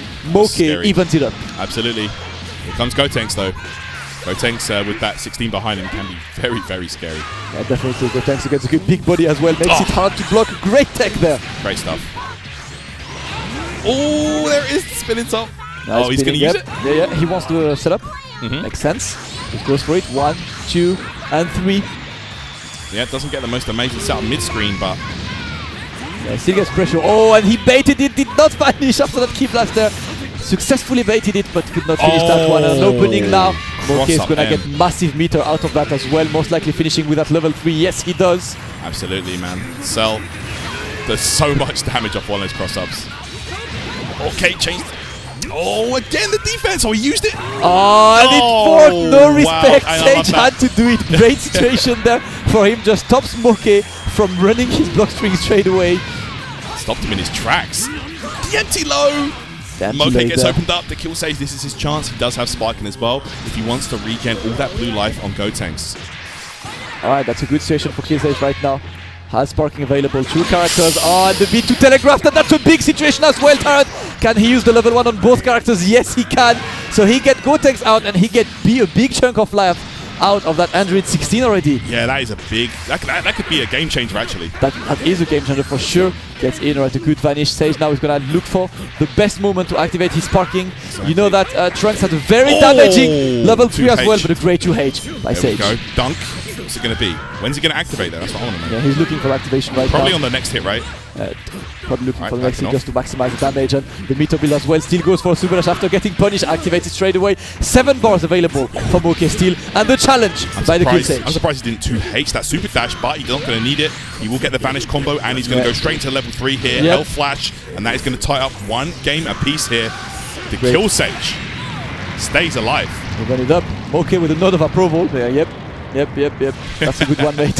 let me think about life and come back on the next game. A great composure again by the Dekillsage. Absolutely, man. Has shown multiple times today and yesterday that when his back is to the corner, he just gets powered up. He just gets better. Yeah, I feel like he just like switches and he just seems to know what to do. Yeah. Like he knows every situation, what he needs to do to maximize the opportunity, and he takes it. So.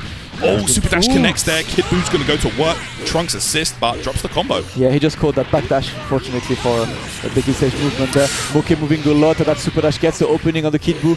No bar to extend the combo though for Sage. All right, just goes for that 2M bar again. That 2H. Cleared him away, but a big drop by Sage there. He'd have done much more damage than Kid Boo, and that's a good situation for Moke, who gets combo with Cell. Gonna get the corner position as well. Yeah, oh, Dragon Punch out, and now he's going to get the... Oh, again, these drops. But again, that's a good chance to get Gotenks in safely and let Gohan recover some life. 2H. He gets the opening this time. He's trying to build as much meter as he can. No ghost happening yet. Great reflect, but still Sage is still running a train on the offensive side right now. Moke in difficulty with his Cell. Yeah, going to bring in those ghosts. That's going to be... Oh, close. Right, yeah, it's gets the extension and a great one. Dekillsage gets the first character down. Moke will have to work to get back. Yeah, Dekillsage with that great synergy on his team. The extensions on the supers. Very, very nice stuff. Oh, yeah, gonna use the EX down because he didn't have the Cell assist to use the meterless version. Good one. Gets the good combo. Wanted to set up, but a great opening by the Dekillsage. Is going to be able to tag 16 out as well safely after this combo. Just gets the Gohan assist, extends it as much as he can. And that's going to be level 1 to level 1. Level 1 again. Get the ghost on the screen. Straight to the beam. Not sure what Moke did on Wake Up. Probably wanted to tag as soon as possible, but did not happen on time. Great situation now by the Dekillsage. 3 characters. A sparking still available. Moke has a humongous task ahead. Yeah, Moke needs to he needs Shenron right now, I think. Yeah, it's quite hard for Trunks to just do openings by himself as well. Does not have a 2L that hits low. Only 2M hits low with Trunks. You just have to block him standing, generally speaking. Exactly, yeah. He's not the best opener at the opponent, you know, like other characters as well. Say Goku Black. Yeah. They don't have amazing options at hitting you low, so... Alright, Sage just maximizing again, just does the best he can. He needs one more opening to qualify and straight to sparking. Obviously, Moke getting some damage, building the meter. Is he going to use level 3 after that? Alright, here it is. What's it going to be? I mean, it's really tough when you have a character just on your own like this that doesn't do well at opening up the opponent. I mean, it's your options are very limited, let's say. They are for sure. They are for sure. He has the advantage of having meter right now and having a potential level 3 to pop out, but it's not happening yet. Yeah, a character like Gotenks, for example, is the polar opposite of Trunks. You know, he's got those amazing high-low options. He's got the low 2L. Oh, what's it going to be? Yeah, snap back. He wants that 16. He knows 16 is the most dangerous character, so he wants to beat him while he has parking, gets the opening. That should be enough with Trunks level 3 there. Yep, that should be enough, actually. Yeah, Trunks level 3 is one of the most damaging in the game as well. There's always a good chunk of damage, and that's going to be change the future. That's a dead 16. 2 characters to go for the Dekillsage, for Moke, sorry, but the Dekillsage still has sparking ready there. That sparking is just going to be the big game changer for Moke. I mean, it's all well and good. Even if you can take out Gotenks here, it doesn't really matter too much. The sparking blast is still a factor. Definitely still a factor. Moke is trying to train, but no point really in doing overhead as Trunks, as you know that his low possibilities are not really good. Gets the opening with his Gotenks. Gonna be the meter sparking, and that should be a dead Trunks turret. Yeah, that's going to be it right there. He's going to take this game. The Dekillsage, let's see here. Ghosts. Yeah, just level 1. Level 1, and that's gonna be it for the Dekillsage. Amazing performance for him, qualifies himself into the top 4 and sends Moke out of the tournament, taking 5th place. Great work by the Dekillsage. The 2 Echo Fox members of this tournament top 4 are both in top 4. Absolutely, yeah. So SonicFox and the Dekillsage both making it into top 4 here at the second saga of the Dragon Ball FighterZ World Tour. Oh man, this is going to be such a good top 4. We got SonicFox and Goichi waiting in the winner's side. The classic. The classic. The classic. I can't wait to see El that. Clasico. I never get bored of seeing that one. Absolutely, and that's going to be Dogura against the Dekillsage. The Dekillsage who's playing extremely convincing. I guess the summit of power, as they called him, just yielded results. Yeah, of course, of course. Go for the hard training, go for the Japanese method. Gather together, play each other, get better, and you can see the Dekillsage playing out of his mind today, getting an absolutely amazing situation right now where he's just a couple of games away for that potential Dragon Ball with 2 stars. I'd love to see a lot more scenes, you know, like I'd love to see Europe, for example, do something similar to the Summit of Power, where like everyone gets together and levels up their game and just, you know, discusses strategies and characters. And I think it's a brilliant idea. So shout outs to SonicFox for getting that together. Yeah, that's a great idea, and that's the best way to level up. And SonicFox got it. And speaking of the devil himself, SonicFox, the first guy to ever take down Goichi in tournament, he's gonna get another chance in doing so in a winners final. Same setting as last time, with a new team potentially. I'm not sure if he will keep playing that Zamasu team today. If Goichi will force him to play his old team, that's the hard thing about having a new team, is you're coming with a new strategy when, if it happens to not necessarily work, you're in a bit of a situation like, do I go for my old and trusted team, or do I trust my current new strategy? Yeah, I mean, his Zamasu has been looking really good. To be honest, I think he might just stick with that team because he's been looking so good today. Yeah. You can't argue it, really. I have to say, this team is quite impressive, man. I mean, Zamasu is still an underexplored character, and SonicFox found a lot of good stuff with him. Used the flights like no one else, and has absolutely amazing extensions with him, and he's also found like a great chemistry with his team as well. Yeah. He's definitely an extremely interesting team to watch, and you know, I mean, not gonna lie, it kind of breaks from the usual Cell Bardock meta. Yeah, no, Zamasu, very unique character, and I feel like a player of the caliber of SonicFox can definitely bring out his full potential and show us what he has to offer. So I'm really excited to see this one. I can see him getting ready down there, just going to be sitting down, you know, taking his time to compose his thoughts and stuff like that. Going up against the guard. Koichi himself. Koichi, though. So undefeated for so many games. I think it was like, his tournament record was like something like 52 and 2 or something about for like so long. 50 or 60 to like 0 in terms for of a while. games, wins to losses, like that's ridiculous. That was absolutely ridiculous, and I mean, eventually that's what happens, right? People catch up. That's what happened lately. Goichi had to face defeats in tournaments and just go back home and train more. And you know how experienced this guy is. He's a multi-game champion. He's a multi-game specialist. He's good at every game he plays, and Dragon Ball FighterZ is no exception there for him. It's gonna be extremely interesting to see how he will do as well. He was preparing a team with Super Saiyan Goku. Yes, he was. But I haven't seen him playing that team at all this weekend. Yeah, and I know that we saw that at Sonic Boom. He was focusing on that Goku team. Yeah. But it seems like he's just gone back to Vegeta, you know, go back to the tried and tested. Yeah. That's what gets you the most results. That's what brought you to the dance, so stick with it. Yeah, definitely. SonicFox still looking for that new team. I mean, if you think about the grand scheme of things, right? Last time they met, and when SonicFox won with a new team. That was a team that he prepared specifically to beat Goichi, and he came with this team, and this team worked. And you know that this guy, when he gets new characters and he gets a team, it's not just for the sake of playing new characters. it's for the sake of finding counter strategies to the common opponents. We know who are the usual suspects in Dragon Ball FighterZ right now, and it's not an extension to say that the top 4 is basically these usual suspects right now. And SonicFox is going to be on this Bardock, Zamasu, and Android 16 Flex. Oh, he's using it. Okay, awesome. So I'm actually, it's one of the things I mentioned yesterday during Top 16 is that SonicFox is a player that's so hard to prepare for. Yeah. You know, he has so many capable characters under his belt. It's just so difficult for pretty much any of these players to prepare for him. I mean, it seems like he switches his team like every few weeks. So it's like it's so hard to prepare for a player like him. This Zamasu now, of course, one of the newer characters, along with Blue Vegito.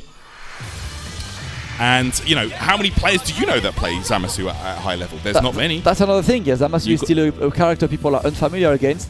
I'm not sure how familiar Goichi is against Zamasu himself. And not only against Zamasu, but against a Zamasu played with a player of SonicFox caliber. Absolutely.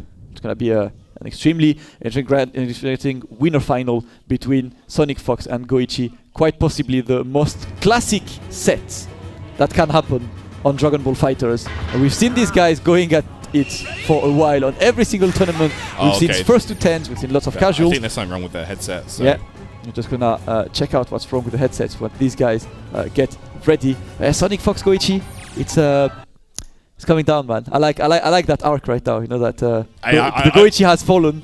The Goichi has fallen. Yeah, and finally SonicFox rose and has fallen right after. It's just becoming crazy right now. But you know the storylines, right? So the hero finally defeats the villain. The villain comes back more powered up than ever. Yeah. And now it's up to the hero to make that. Yeah, it comes back with the golden form. You know? That's even better than before. That's gonna be Goichi. Always. Are we gonna see? We're gonna see the blue fur turn gold on stage. He's gonna go straight for that blue Ultra Instinct SonicFox today. Might happen live here from Birmingham VsFighting 2018, the second saga of that Dragon Ball FighterZ World Tour. The second Dragon Ball is here up for grabs. It's actually here in the building. I saw it. It looks amazing. Yeah, absolutely. So cool. Absolutely love how it looks like. You just want it on your shelf. I'll tell you what. And speaking of having it on the shelf, there's one guy who has the first one, and his name is Kazunoko. Probably just chilling at home right now. Spinning on his finger like. Don't have much to do right now. You know, he's just chilling, watching the stream like everyone else, having fun, sipping on his favorite drink, and enjoying the action, because boy, the action we've had was amazing. So there was that rule where, like, if someone happens to win all 7 Dragon Balls, they get that speed. I'm actually sad Kazunoko is not here. Yeah, because imagine how cast that would have been. Yeah. Oh, hey guys, man. see you in grand finals. Yeah. See you later. That would be crazy. Have fun playing. I'm gonna wait for you. I have one game to play. Unfortunately, Kazunoko. I mean, we know how like Yamcha is like superior to everyone else, so he just decided to give people a chance. That's nice. That's nice. Very generous. Thank you, Kazunoko. But no Yamcha in this tournament, unfortunately. Yep, no Yamcha. It's going to be all about that Zamasu team that SonicFox created. And let's see that big test right now. How can he do against the man himself, Goichi? Let's go.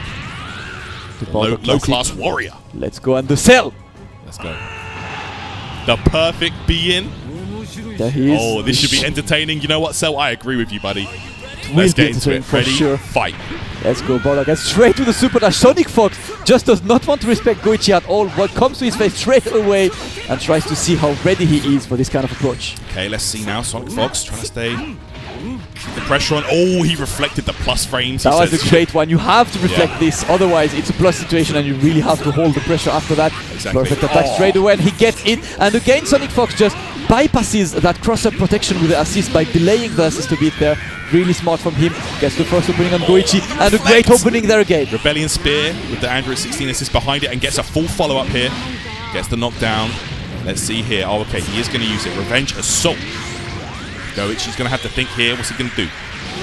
Straight to the setup after that. What's the set going to be? SonicFox has to block this one. Double overhead gets it. He's going to try to finish that cell.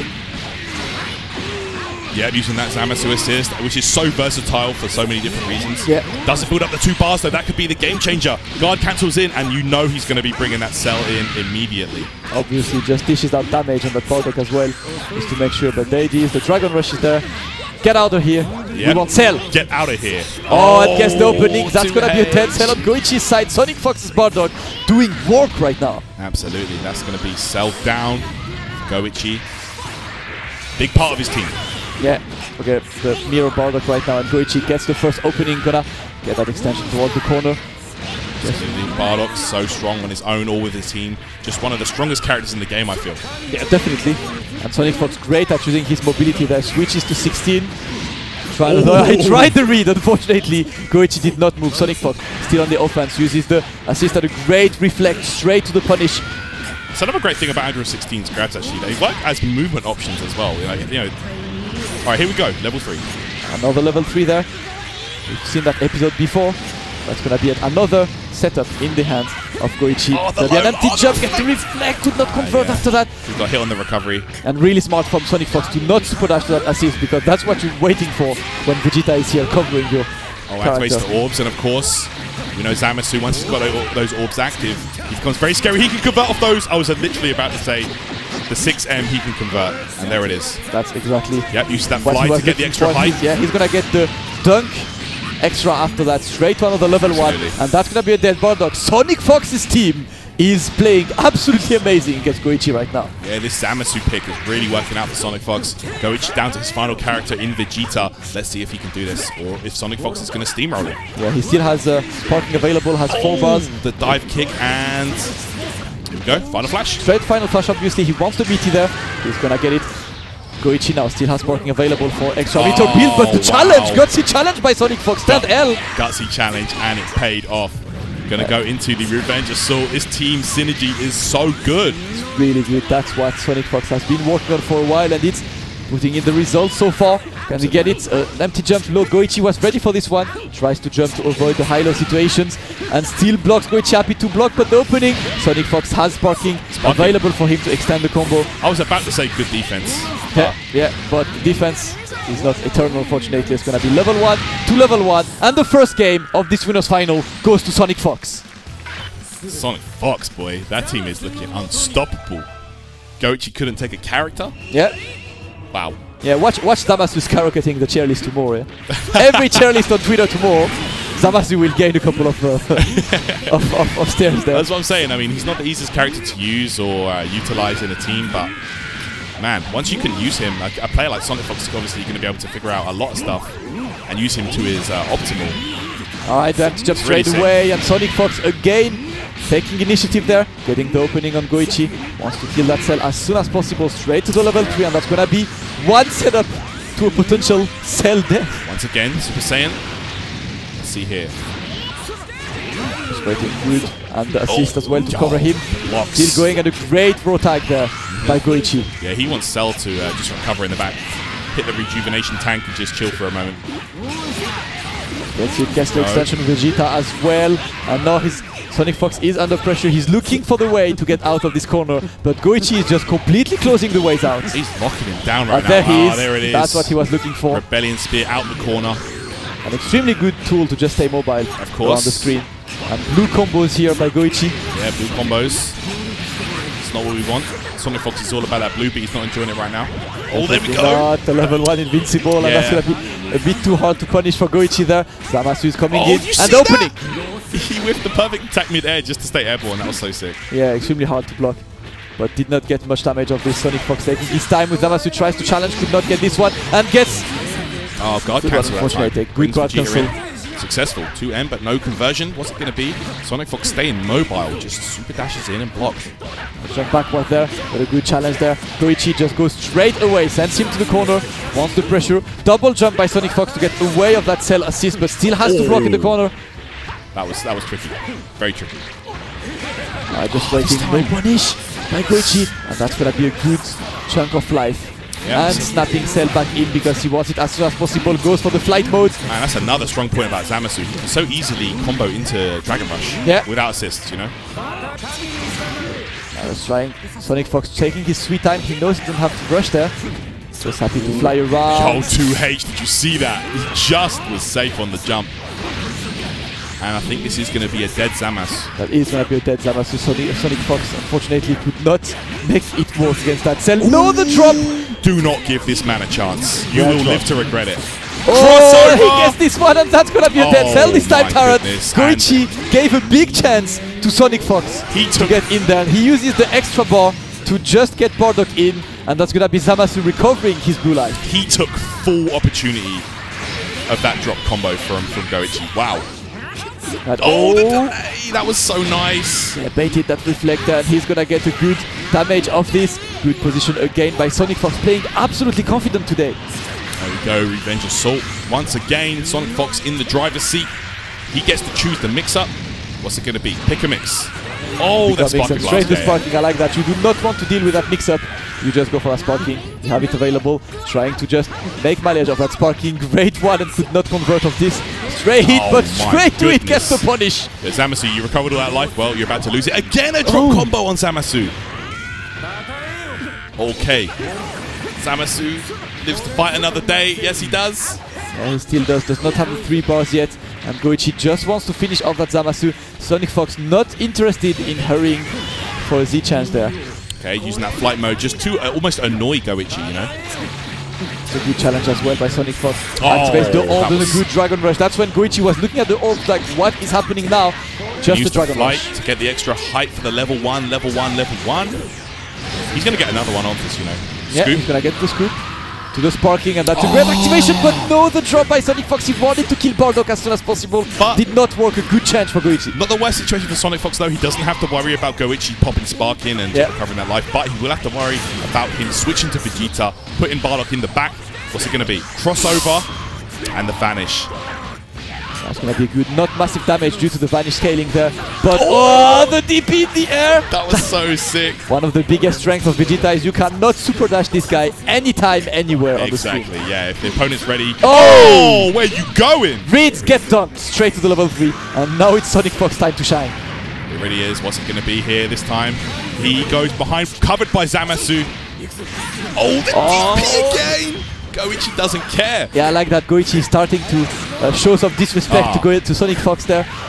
Only 60 seconds remaining. Tyrant and SonicFox just blocking. Still has 3 characters. Gets opened up. That's a dead 16. Opens him up. Goichi fighting with everything he's got right now. SonicFox down to 2 characters here. Has to make that Zamasu work while Bardock is still there. Oh my god, the challenge on the super dash. That was so gutsy and it paid off. SonicFox.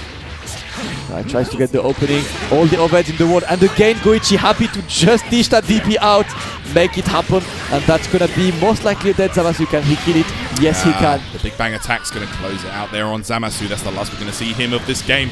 Bardock comes in, more than capable of fighting on his own, does not really need much backup to be effective. Yeah, definitely a good character on his own, but Goichi right now is playing in hard mode. That's all he is. Full AI mode, extremely hard to open up. Right. And I need one more opening to kill that Bardock, and look at SonicFox just dashing through the entire stage to get some meter. Not enough for him as Goichi evens it up 1-1 in this winners final. Yeah, even after a few critical errors in that match, not being able to kill Zamasu when he wanted to, and SonicFox getting away, taking full advantage, but Goichi stays strong, holds it down, 1 apiece here. Alright, SonicFox gonna try to just get back into it. Goichi found his drive, but a great Dragon Rush there by SonicFox. First opening of this game 3. No doubt. Okay, gonna get pressure here. Just the regular stuff, alright. The day 1. Yeah, simple and efficient. That's what Bardock is. That's what you want playing Bardock. You want that efficiency on deck. Do you know Got a drop. If you didn't drop that, that was dead. Still gets this, and he's gonna be able to tag that cell in. Yeah, bring him in. Get out of here. Doesn't even need the bar as well, and gets the opening. That's gonna be a dead cell. SonicFox having an amazing start of this game 3. He really is. SonicFox is just off with a bang here. Bardock coming in. Not full life. SonicFox has yet to be touched. SonicFox working on building that perfect there. Below that time, and now SonicFox in full control. You better believe we're about to see the Revenge Assault. There it is.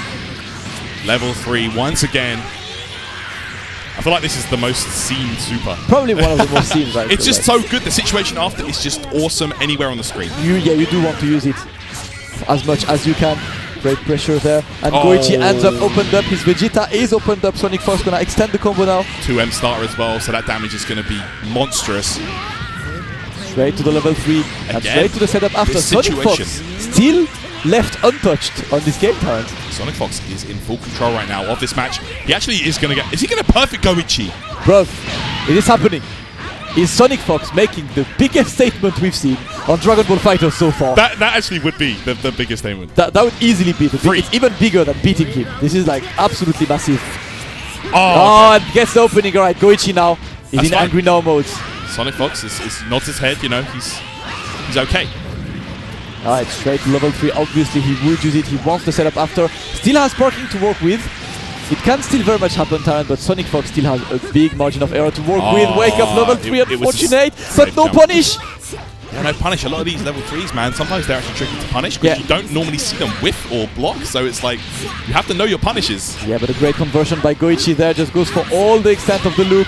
He's gonna finish it with the level 1 or 2. Yeah, 2 bars needed, not 3 bars needed there. Goichi with a great meter optimization here.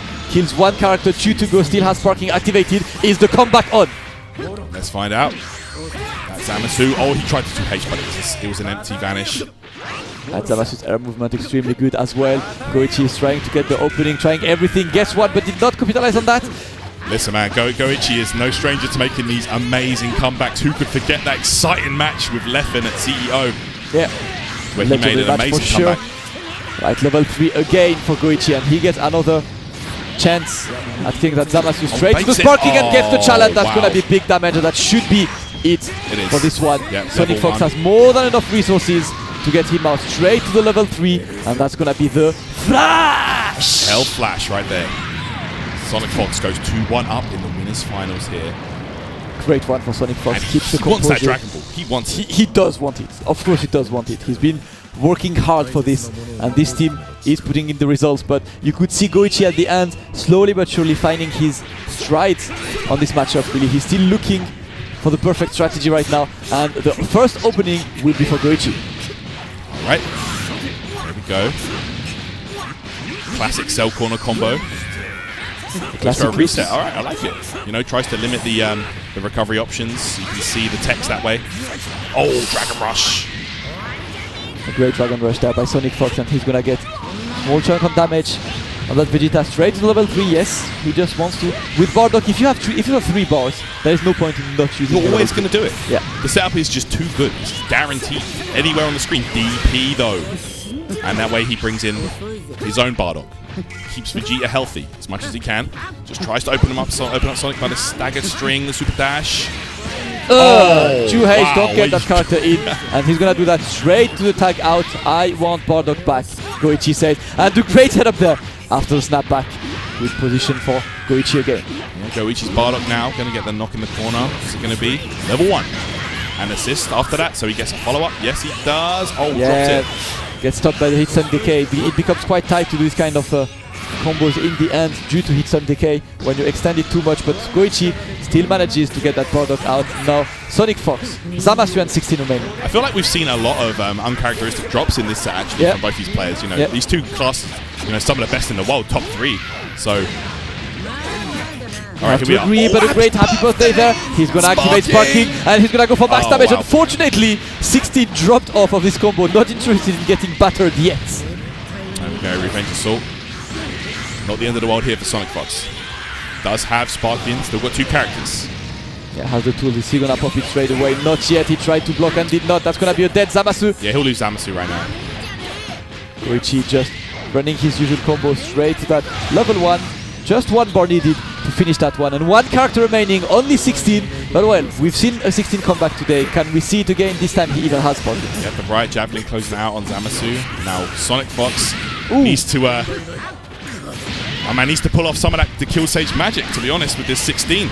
It's possible. He can do it. He could, but the instant overheads by Goichi was so good, straight to level 3 there. And the real question when level 3 happened in this situation, Tarrant, is he gonna pop that Sparking straight away? I think it's too obvious. Yeah, he would do it anyway. Okay. I just decided to do it, go for the risk, but it's still Bardock's time. He's not gonna do much damage with that little amount of bars and the Sparking recovery, but he's still gonna extend the combo as much as he can just to let the Sparking timer run out. Yeah, he wants to waste the Sparking time as much as he can. That's the point here. You know, you've got SonicFox there, 7 bars, Sparking active. You just want to waste down that timer. You know, it's not about killing the opponent, it's about wasting time. Definitely. It's hard enough to kill him with this if you don't have bars, and he's just extending. I feel like he opened him 1,000,000 times, really. Alright, it's going to be... I think he's dead though, yeah. This does so much damage. Yeah. Yeah, those one-hitting supers generally just are really good for when the opponent has sparking regen active, you know? Definitely. Just big chunks of damage at once. Alright, 2-2 between these two. Last game of this series to see which one of these two will qualify on the winner side of Grand Finals. SonicFox opened the hostilities straight away. Absolutely, we're going down to the wire, and I wouldn't expect anything less from these two guys. Let's see it here. Who's going to go on into the Grand Finals, guys? SonicFox got that control in the corner right now. The reflect here from Goichi and brings in Bardock. Successful. Yeah, great tag in by Goichi there. Gets a good opening on SonicFox. Does not have much bars to work with, so just a sliding knockdown. Simple and efficient, and a great guard cancel there by SonicFox. And Dragon Rush, kind of tricky to get the timing on that one. Yeah, interesting to get Cell as soon as possible, but also Cell being a big body, Zamasu's double overhead specialty gets even scarier against him. Yeah, and the fly, you know, combined with the orbs, it can just become a mess for Cell. Definitely. A good one from SonicFox is trying to get the opening again, and the great one. The mobility is absolutely mad, but Goichi happy to block, and now it's Goichi's turn. See a lot of players these days using that super dash covered with the assists. It's so good. It is. You know, on hit you get a full combo, you're safe on block. You can just continue your pressure. There we go, level 3 right now for Goichi. SonicFox. Oh, is he going to... Okay, there we go. 2M starter. This is going to be big damage. Going to get the knockdown. Goichi does. Pressure with Cell. Yeah, good position. So he keeps the pressure on and blocking. You cannot block until the end in this game. SonicFox ends up getting opened up. Gonna be the Dragon Rush to the extension, straight to level 1 and level 2. Saiyan Spirit, Done. Riot, Javelin. Done. Optimized as always by Goichi. And now another time this situation happens again. Only Zamasu and 116 remaining. Goichi has been really good at eliminating the Bardock threat after that first game where SonicFox won exclusively on Bardock stuff. Okay, here we go. He's going to do the fly, level 1. Extension here with dunk. Level 3. Yep. And the massive damage to that. Huge damage. Look at the health bar melting. Zamasu, you know, similar to Kibu, give you easy extensions on the supers. Yeah. Okay, his sweet time now. Just escapes the assist as well. Is not interested in blocking. Trying to go there, but the level 3 straight away. Goichi does not want to respect SonicFox and just goes to it with it to make sure SonicFox has to think twice before pressuring him. And that level 3 from Goichi paid off because you forced Sonic to use the Sparking Blast. Yeah. Let's see if this goes his way. Oh, it looks like it's going his way right now. Yes, it is. He's going to get the scoop. Boom. Level... doesn't even need to use the meter. Yeah, don't even need that. Use the assist. That was more than enough for 16 to get extended damage. And now 2 characters left on each side, but sparking on SonicFox side. Absolutely. His activity is going to wear off, but he's going to just get that little bit of extra damage with that sparking regen. It's gone now. Level 3 for the knockdown. Okay. And he does have that Zamasu assist behind him. Let's see if he uses it here, or he's just going to go for a mix-up. No, he is! Oh, did you see that? You have to block Zamasu, but you can't because you know what happens when you block? You get scooped. Extremely hard. Getting scooped, and now SonicFox in a golden situation to qualify himself into top 8, into Grand Finals winners. First dunk on Vegeta to the vanish. SonicFox has made some fantastic decisions in this set. Yeah, went back to his first love in the game, aka Android 16, and it's been working a lot. Goichi is gonna try to get the opening. Vegeta, a very fair character. You earn your comeback with Vegeta. Yeah, man, Goichi can do it. Oh, I just got that hit, but no conversion. Didn't believe. 16 with a good assist behind him, man. He's extremely scary. He can afford to play a bit more lane once he's got that Zamasu assist. But Goichi finds a hit, and he's going to get a combo in the corner into the final flash. There it is. Straight level 3, of course he has to do this to get the meaty situation after a great block by SonicFox. Happy to just stay in the corner. He knows he has a good life hit to work with. Doesn't have to take too many risks. He's going to try to defend. Oh, wow. Get dunked. Don't go in the air. You know that SonicFox can actually level 3 when he does that safe jump? Yeah. But he didn't believe. Oh my god, he's trying it again. No, not yet. And this time, that's going to be another DP from Goichi, but that's going to be E-Tyrant. SonicFox once again defeats Goichi in tournaments. The table has turned between these two, and he qualifies into Grand Finals winner sides. SonicFox going to go. Wow, what a showing from him.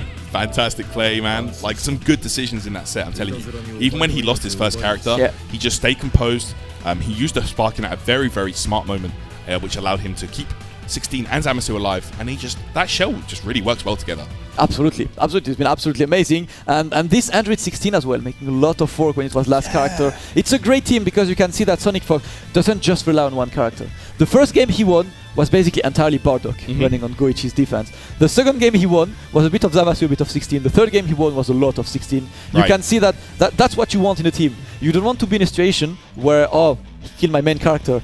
I'm screwed right now. You know? Like that's one of the risks with the team synergy, and SonicFox potentially found an absolutely amazing synergy with these three. He's gonna be really calm now in Grand Finals, sitting on his thrones, being like, guys, go and play, I can rest a bit, I'm just gonna download you guys. And it's gonna be now Sage taking on Dogura. Can both of the it's basically a Cyclops Osaka against Echo Fox showdown. It actually is, right the showdown, That's gonna be the showdown between two of the biggest teams on the circuit right now. Can Sage follow the trend just set by Goichi and send Dogura out of the tournament? Hey man, he's more than capable. We've seen some amazing play from him in this tournament. Yeah. Dogura though, man, he's always hungry for that top 3 position, dude. He wants to win that Dragon Ball. Yeah. The Cyclops Osaka boys, you know, they came out here to do damage, and you can see that they have succeeded in what they wanted to do. Definitely. Top 4 position for both Echo Fox and both Cyclops players. So a great day for them. But it's been pretty good for Dekillsage, especially. He's been working extremely hard. He had a bad time at the Summit of Power, and after that just went fully hungry. He went on the grind, and he played absolutely amazing lately. He had a great run at CEO as well, and look at this hit now. I mean, I feel like the US players, they actually at CEO they didn't have the best results when it got to the top 8 stage. It feels like they got to top 8 and then they just kind of fell short at the end there. But they fully redeemed themselves here at the second Saga, and they are in top 4, both of them. You know, SonicFox and Dekillsage. So amazing stuff from them. We're going to be getting that losers semi-final match, guys, between Dogura and Dekillsage when we come back from a little break. So don't go anywhere. We'll be right back.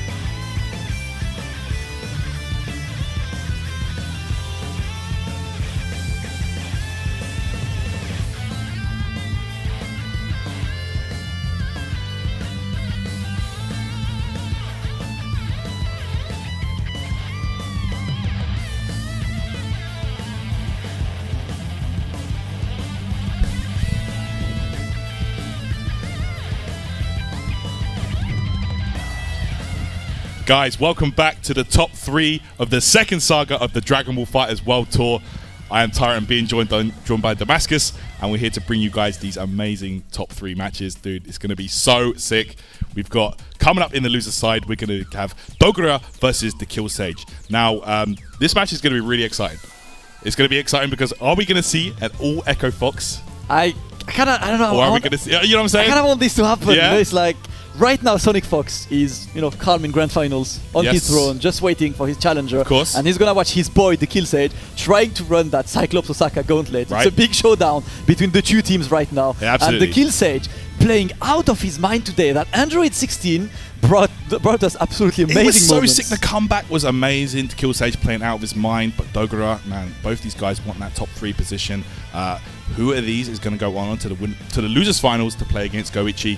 Let's find out when we get stuck in here. Yeah, and right now, I mean, Dekillsage, he has the biggest gauntlet ever to run. Oh, right, absolutely. If he wants to win this tournament, he'll have to beat Dogura, then Goichi, then SonicFox. This is arguably like the hardest path on any arcade mode, on any fighting game ever, to get to the end. You need to beat the 3 final bosses, and for now, he's going to have to face Super Saiyajin Dogura right now. Extreme difficulty, yeah, it's not going to be easy. Dogura here, always a top contender when it comes to Dragon Ball FighterZ, always in the top 3s, looking for that first big victory. Yeah, definitely a first big victory looking for him. He's always placing well as well.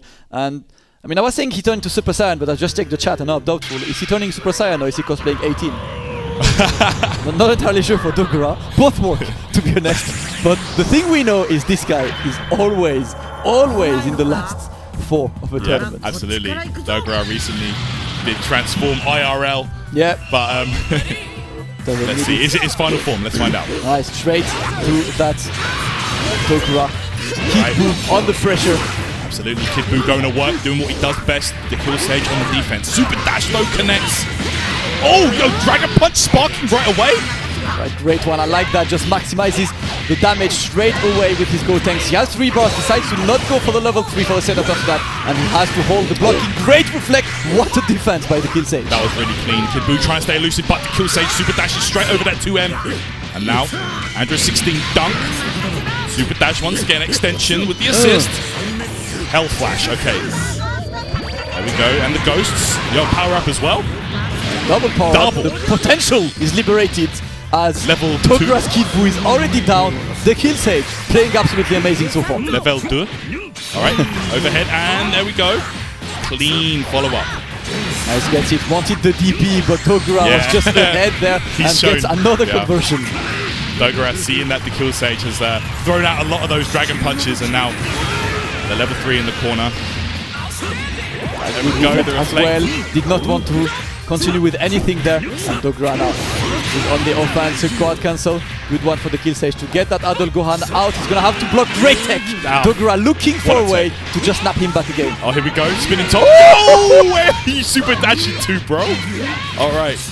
Gotenks go to work. That Gotenks has been playing amazing as well with the assist, and another opening for Dekillsage. Playing amazing. Dogura failing to just be threatening so far in this set. Empty jumpy low. Okay, there we go. Set up the ghosts. Oh, he reflected all of them in one go. All of them in one swat. Like, get away, like flies. Yeah, those ghosts got murked. All right. It just gets in, and now he just wants to keep him in a blocking position to get that sparking timer to run out. That's a guess when he does the spinning top. Oh, finally an opening. Reset. Dogura got a bit greedy, I think. Yeah, definitely. And the 2H on the Dragon Rush. Why don't we even try? Right now, Dekillsage absolutely playing out of his mind, confident. Very amazing, and he's gonna get another one. But what a jump back! Gets the happy birthday on Dogura's side. Of course, that wall bounce will eliminate Android 16 from the equation, but Gotenks is going to eat a ton of red life here. Going to get the reset. Man, Dekillsage just tries to get out of the corner. Does still have 3 characters. No sparking available, though. Well, that was a great forward dash attempt. Just stops Goku from coming in. Lots of blue life on that Gotenks as well. Looking for a way to Z-change into someone else, but quite hard. Gets the opening. Good one. And now, he wanted that one, but when it's on the ground, not getting it. A little too far. Yeah. Quite hard when it arrives on the ground, and now Dogura get that Gotenks down and evens it up. 6 bars available for Dogura as well. Absolutely, Dogura. Oh! Wow, dashes straight into the legs. Yep, straight, but unfortunately Dekillsage dropped the follow-up there. Gohan, man, never skips leg day. Those loops on lock. Here we go, 7 bars available for Dogura. Oh, that was a blue combo with the Dragon Rush. Right? You don't see that every day.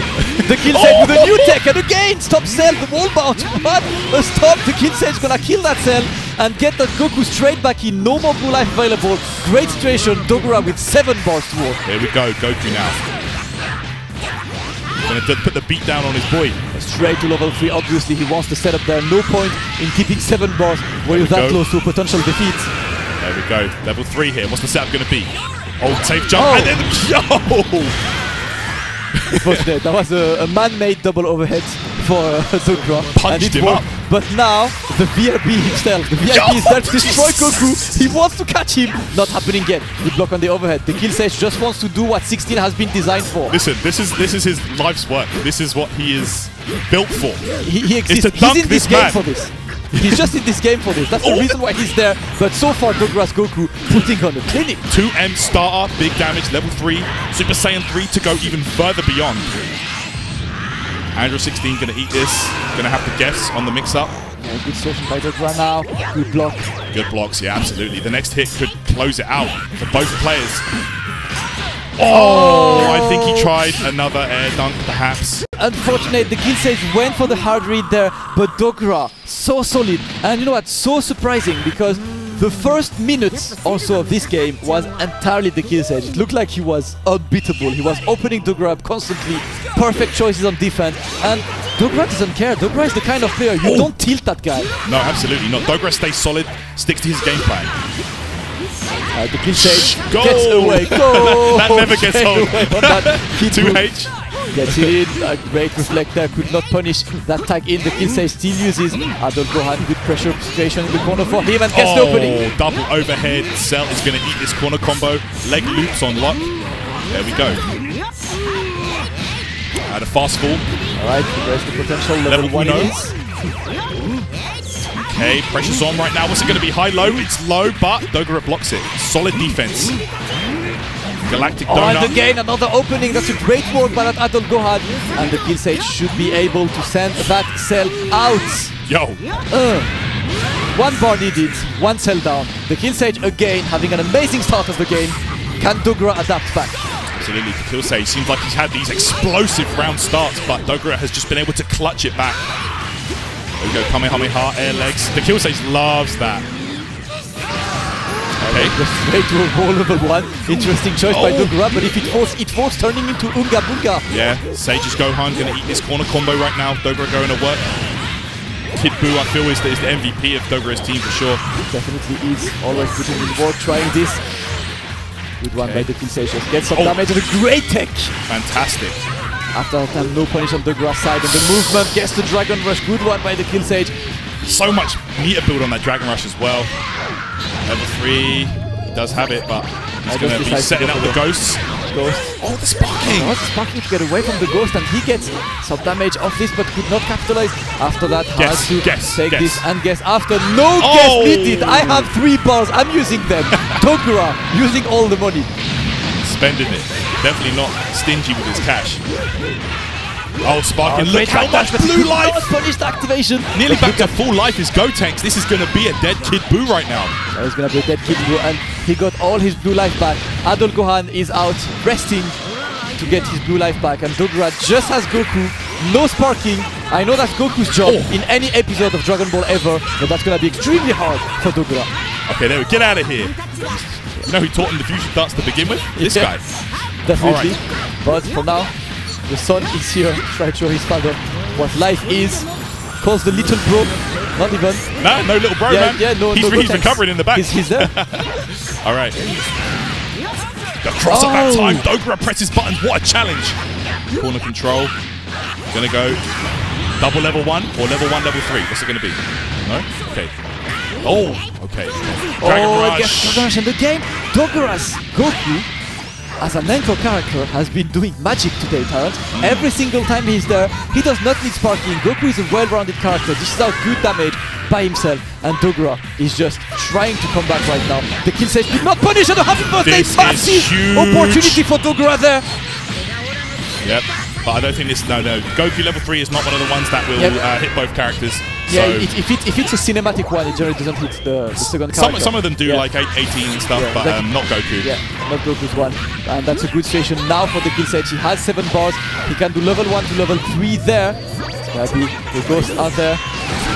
No, he's just getting the extension. No, a bit too far. Still needs one more hit. Literally the smallest hit ever would be enough to beat that Goku with the 5H. No conversion on Dogura's side. What? Yo, didn't care about that donut. Dragon Rush to that donut and straight, no level 3. And just opening again. Dogura, is it making it happen? Tired again, level 3. No, he's gonna get the setup. What? A potential comeback happening for Dogura there. This is the situation you're going to see so often when you just have that character with no life. You're just going to do like, what? Kamehameha! Oh, instant Kamehameha is Goku. He's the main character. You always wait millions of episodes until he comes up and punch everyone up. Listen, man. Goku is just that guy. Tired. Oh, he got it. Gets access to another level 3. No, does not do it yet. He'll wait for the next hit. The 2M. What can Sage do? Sage is on deal. He just needs one more move, but can he do it? He's challenging this one. Cannot get anything yet. A beam for the Dekillsage. No punish on that one. What's it going to be? High low. Alright, vanish. Okay, Dekillsage has a ton of meter to work with, by the way. He has a lot. A Dragon Rush attempt by Dogura. Can he get it? Dekillsage just needs one more hit. He needs to stay calm and get it, but right now the momentum is on this side, and finally just spinning round like a record, and you get it. Dekillsage narrowly saves what would have been the biggest comeback we've seen this weekend. Imagine if you lost like that, you would kick yourself. You would hate yourself for that. I just saw on the camera there, Dekillsage just took the biggest sigh of relief after that game. Let me tell you. Okay. Alright, Dekillsage came back, and Dogura is not interested in letting him get any kind of momentum. Yeah, watch your head. It's opened up. Mystic Ball for the mix-up. Yo, that was so clean, hard to block. And good luck blocking that. And that's the Kid Buu running Savage in the no level 1 yet. Just wants one more. Wants the DP. Uses 16 to cover him. Oh, there we go. The Mystic Donut. Oh no! Just bad timing and no punish. Yeah, bad timing. The Galactic Donut with a lot of block stun on the assist, so you have to time the Dragon Rush slightly later. Alright, and Dogura finally gets it this time. Destroys that Adult Gohan really quick, just decided to go full Kid Buu. Here we go. Super dashes in there. Catches him airborne. Okay, the tech there. Dogura's defense is on point. No, not blocking that overhead, but the back dash dread did not work yet. Flex it away. Okay. Gets opened up. Dogura looking like he's on a roll right now. Dekillsage is going to have to... Oh, he's got to consider sparking. He has to consider sparking right now. He has to consider it. He wants his Gotenks to stay there. But the thing is, what's Dogura about? He wanted to bait that sparking. No sparking used yet. And Dekillsage desperately needs an opening on that Kid Buu. Dogura's defense too strong so far. And another goal on that Gotenks. No volleyball around. It's football here. Win the UK, mate. Let's go. Reset. Yeah, just gets the reset, tries to Dragon Rush, and that's a dead Gotenks. Dogura with an absolutely amazing situation, but Dekillsage now sends his VIP, Android 16 himself, to potentially do the job. Like most situations, I would say this is looking like a real bad situation, but Dekillsage's 16 is sick. Ooh, the first challenge. Let's go. This could be the start of something big. Let's see what happens. Done. First done, yeah. That's the extension. And again, he's going to plant cell level 3. We're just going to be seeing hit into level 3, hit to level 3, if Dekillsage can keep it moving. Alright, let's go. Dekillsage, can he do it? Chat, send some energy to Dekillsage, trying to work hard towards that comeback, and that should be enough to kill that cell. If he wants to get level 3 straight away, he should. Listen, man, 16 has to work through Cell. He's going to have to work through Buu, but then he gets the reward at the end. That pot of gold at the end of the rainbow. That is Goku. First of all, Cell goes down. Let's see if he can manage Kid Buu now. Right, has to work against that Kid Buu. He has parking available. He needs to go as soon as possible with an opening. Let me tell you, this guy's movement with 16. He makes him look like a rush. Like this guy's a grappler, right? Yeah. But he makes him look like some kind of a rushdown character. Okay, here we go. Right. Oh, there we go. Level 3. Straight to level 3. That's a good one. Even though the Sparking Life Recovery is gonna get a lot of it out, he still gets the setup. Straight to another overhead. Dekillsage has to get away. He baited this with an empty vanish. Still gets the opening for Dogura. Gonna get a good chunk of damage. Still has to fight that life recovery in Sparking mode. Good position. Dekillsage desperately needs a miracle happening right now. Has to block everything. Gets open. What a tech by Dekillsage. That was still alive. A critical still alive. Yep, still in there. Dogura now gonna have to close it out, but 16 gets moving here. Level 3. He can cross up in the corner. What's it gonna be? First of all, flash of the day. He's gonna have this one. Stays in front. I want to block by Dogura there. Oh, that was a preemptive 2H. Yeah, he knew. He knew. Backdashes out. Okay, Dekillsage needs to be careful now. Every bit of life he loses is very, very scary for him. That's going to be it. Should be it for him. Unfortunately, Dekillsage playing out of his mind, but that was not enough to run through the man himself, Dogura, who qualifies himself into losers final. Dekillsage takes 4th after an absolutely outstanding run. Absolutely. The crowd here in the auditorium of VsFighting giving him a round of applause, and how could you not? This gentleman brought the hype, gave us so many great moments in this top 8, so thank you so much. We'll drop out the tournament though, and we are going to see a Cyclops losers final, guys. This is going to be a classic as well. I mean, that's Goichi, Dogura, these guys, they played first to 1 millions at home, you know, like it's just what they do. That's how they train. You have to face them. But the thing is, although Dogura already beat Goichi in tournaments. He did. He was one of the first ones to do so. Yeah. And on multiple occasions as well. Yeah, he did more than once. Beat him, I believe, at Stunfest. He beat him once. He did. I can't remember what the other tournament was. Was it final round? No, I think it was final round. Final round. Dogura put Goichi in the. I think it was final round. Yeah, right. I think it was final round and Stunfest. I believe there are the 2 instances of Dogura beating Goichi. Can he do it again? Because right now he would not only beat Goichi, he would send Goichi out of the tournament, and go himself to challenge SonicFox in winners. But Goichi here is definitely really wanting that run back, and SonicFox. SonicFox extremely convincing with his new team in winners final. Absolutely amazing Zamasu play. That really Zamasu 16 Bardock synergy was outstanding, and Goichi was thinking of a counter strategy, but for now he has to face his friend, his enemy, his rival, Dogura. I'm sure, you know, like we say, these guys probably play, you know, first to millions, home and stuff like that. So, I mean, we're probably going to be seeing a lot of player-specific strategies. You know, they're not going to be... I don't know, it's hard to say, really, because do these guys save things, hold things back for tournament? Or do you think they just show everything when they play casuals? I doubt that. Knowing the Japanese mentality, when they play each other, they show everything. This has been what they do for... Yeah, it's been a mentality for a while, which is... If I hide something to beat you once in tournament, I'm gonna beat you once in tournament and then never beat you again. Yeah. If you show me how to counter this, when someone counters this against me, I'm ready to counter it back. Exactly. So they tend to work on a more long mindset, long-term mindset, and let's see how these guys would go on this. Because just as you said, when 2 players play each other for so long, it's not a character matchup anymore. It's a player. It's me versus you. It's me versus you. It's not the characters on the screen. I know your bad habits. Yeah. I know you know my bad habits, so I'm gonna try to bait you and stuff. Exactly. And it becomes like really a psychological battle between these 2. That good game of chess, which is what we love about fighting games. It makes them so great. 4D chess gonna happen live here from Birmingham. VsFighting 2018. Guys, the second saga of the Dragon Ball FighterZ World Tour. 3 players remaining, 2 Japanese, 1 American, to get that second Dragon Ball, the 2-starred ones. They want that. They want to take that home. They want to join Kazunoko in the Dragon Ball Owners Club and get their spot at the end of the season. All right, it's going to be that good old Cell, Bardock, Vegeta, Kid Buu, Cell, Goku. Let's go for that losers final. Which one of these 2 will join SonicFox in grand finals? Let's go, guys. Will it be Goichi, the man himself, or Dogura finally overcoming his demon? Let's go. Here we go, Cell. guys. Yo, let's go. Cell powers up an entire room every single time he shows up. Even Kid Buu is awake now. Kid Buu, yeah, wipe your mouth, son. Come on. Let's go. These guys know each other. They've been facing each other a lot, and Dogura will have to play out of his mind. A lot of these matchups here, a lot of times when these 2 faced, Dogura's Kid Buu was the biggest link to make Dogura win. If Goichi can get rid of that Kid Buu, that's the moment when he usually wins against Dogura. That's true. Dogura's Kid Buu is definitely the glue, I feel, that holds his team together. Yo, opens him up with the candy ball. Oh, no conversion, no drops here. Right, to place 1 and 1 to conversion, but he was not ready to go for this one. Okay, what's going to be here? Kamehameha, of course. Buu does have access to that air beam. Yeah, auto combo relaunch there, and he's getting it just come back here. Yeah, everything working out for Dogura here. Goichi goes behind in the corner, and now Dogura's going to have to eat this combo. Delays the super dash for the side switch. So smart. Big bang attack. That was a great side switch there. Now it's Vegeta's time. Not ready to change. With that chance, snaps him back. He wants Bardock straight away. He knows how much of a threat Bardock is in this game, and he wants to kill him.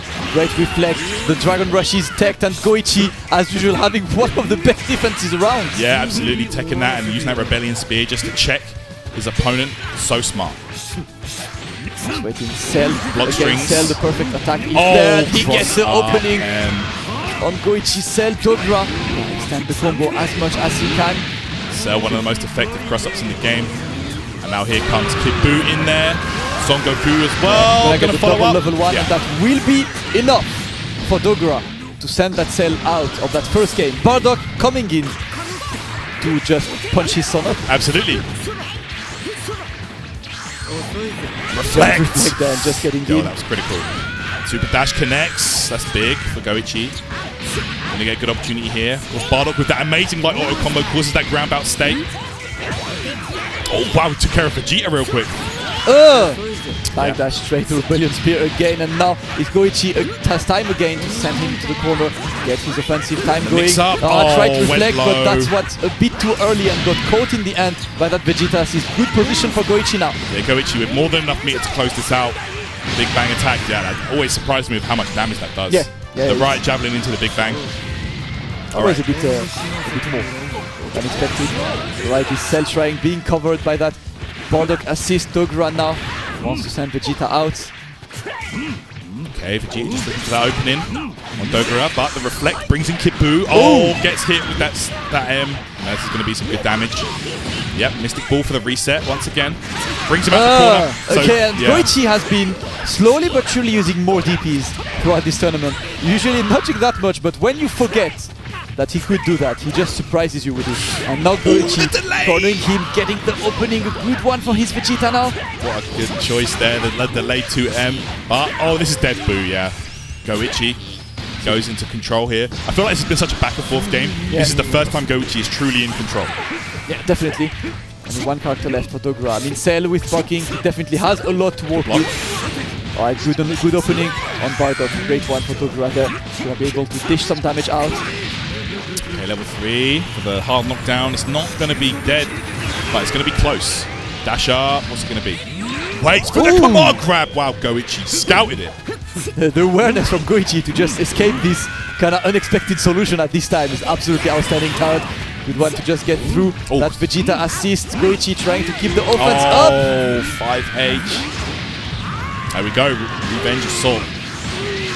Cell gonna have to think here, and this situation, this is so scary. Every single time he gets that level 3, it's a setup. Back to bed straight, and gets all the reflects in the wall. Goichi corners himself, and what a double jump there to catch this Cell off guard. Good position again from Goichi. Goichi thinking 2 steps ahead of Dogura, and now into the final flash once again.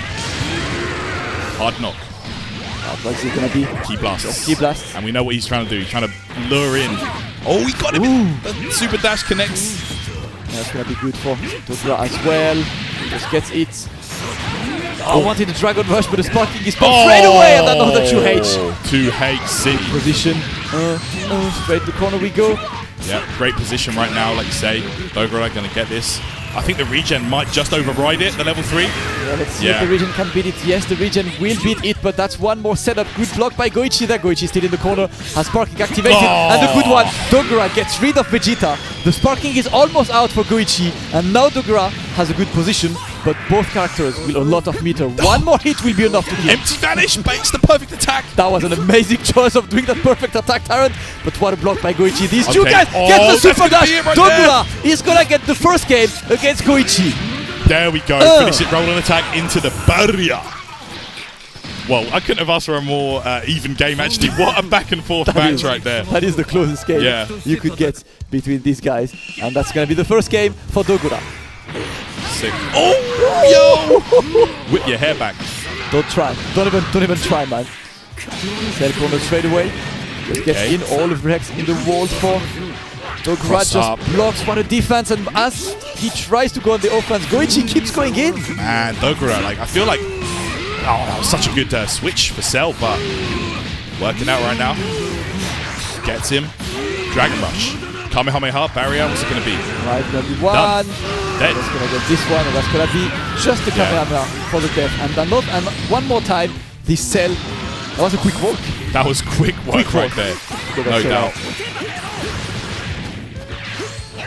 Both of them just not willing to take too much risk, and Goichi, he needs something right now. Dogura still has the 3 characters, pretty much full life, and finally gets one first opening. It's gonna send him straight to the corner and get in his favorite position. You can see neither player was willing to overcommit there in the neutral game.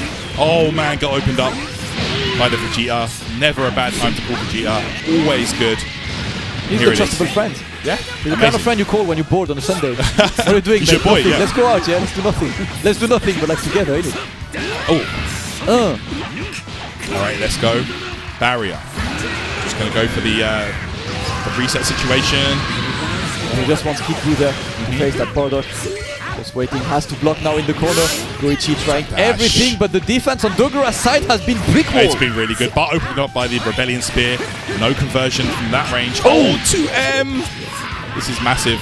Right, yep, the side switch as well. Really smart from Dogura. Yeah, you've got to use that delay, super dash. Barrier, you're done. Get out of there. Great sport again by Dogura. Dogura is playing so convincingly. Dogura, the original Goichi Slayers, back at it today, boy. All right. Oh, okay. Alright, has to make it work with Vegeta. Vegeta trying to beat his all-time rival there. Has a sparking available straight to the final flash. Wants the meaty, obviously. Yep. Vegeta wants a piece of Kakarot. All right. Jumps out. Yep.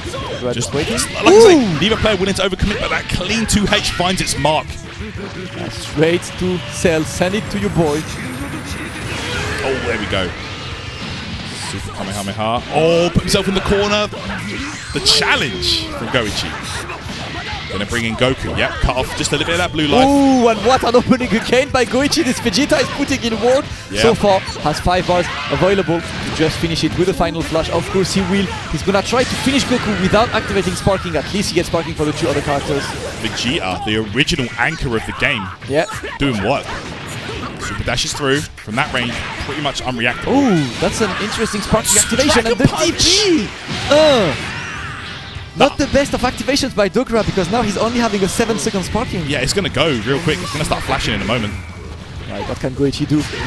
Okay. He's just waiting for that sparking to run out. Oh, and again, what a conversion! That's gonna be massive damage on that cell. Oh, he's getting the meter build as well. He is. I love how he didn't use the wall bounce just to get that max meter build, big bang attack. Tarrant, and just like that, turn it around. It's now even Goichi coming back with that Vegeta. Gonna have to face Kid Buu himself, and Dogura have to put in work. He knows his Kid Buu can do it, but Vegeta is still in sparking, has everything needed to open him up. Yeah, if I'm Dogura right now, I'm shook. I'm not gonna lie. Let's go. He's gonna get the final flash. Situation guaranteed here. Dogura got to think real hard.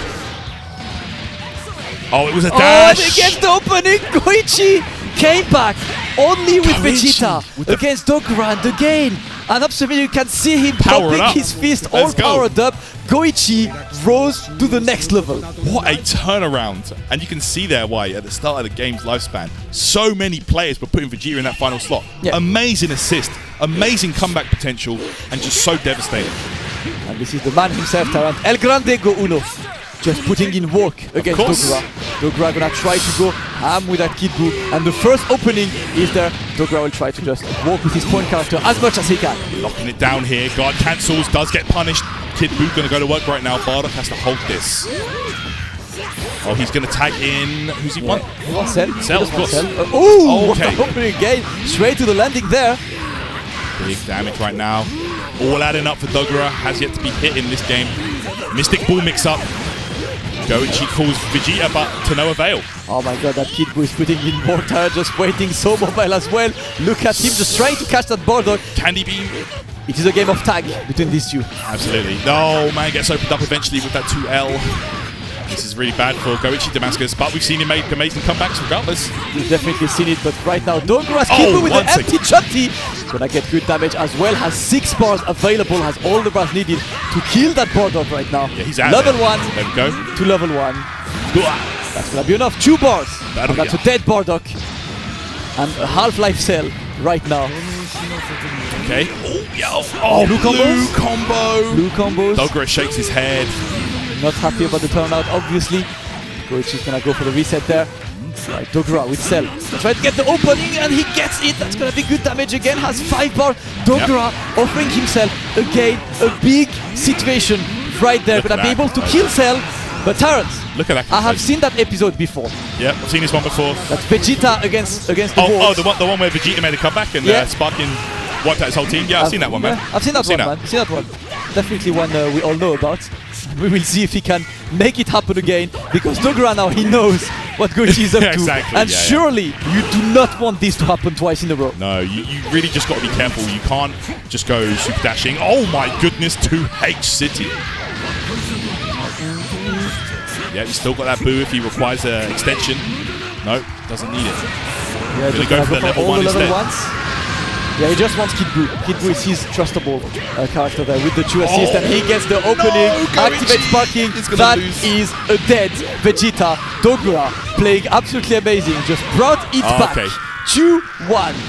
Needs only one more game to send Goichi out. You must have been talking about a different episode to me, man. Yeah, I think that one looked like that was Vegeta got washed. Yeah, this is the new season, man. I haven't watched the new season yet. Yeah. All right, let's go. Discovering, let's go.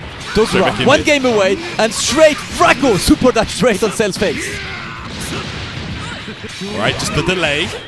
Just piling on the pressure, this jail situation.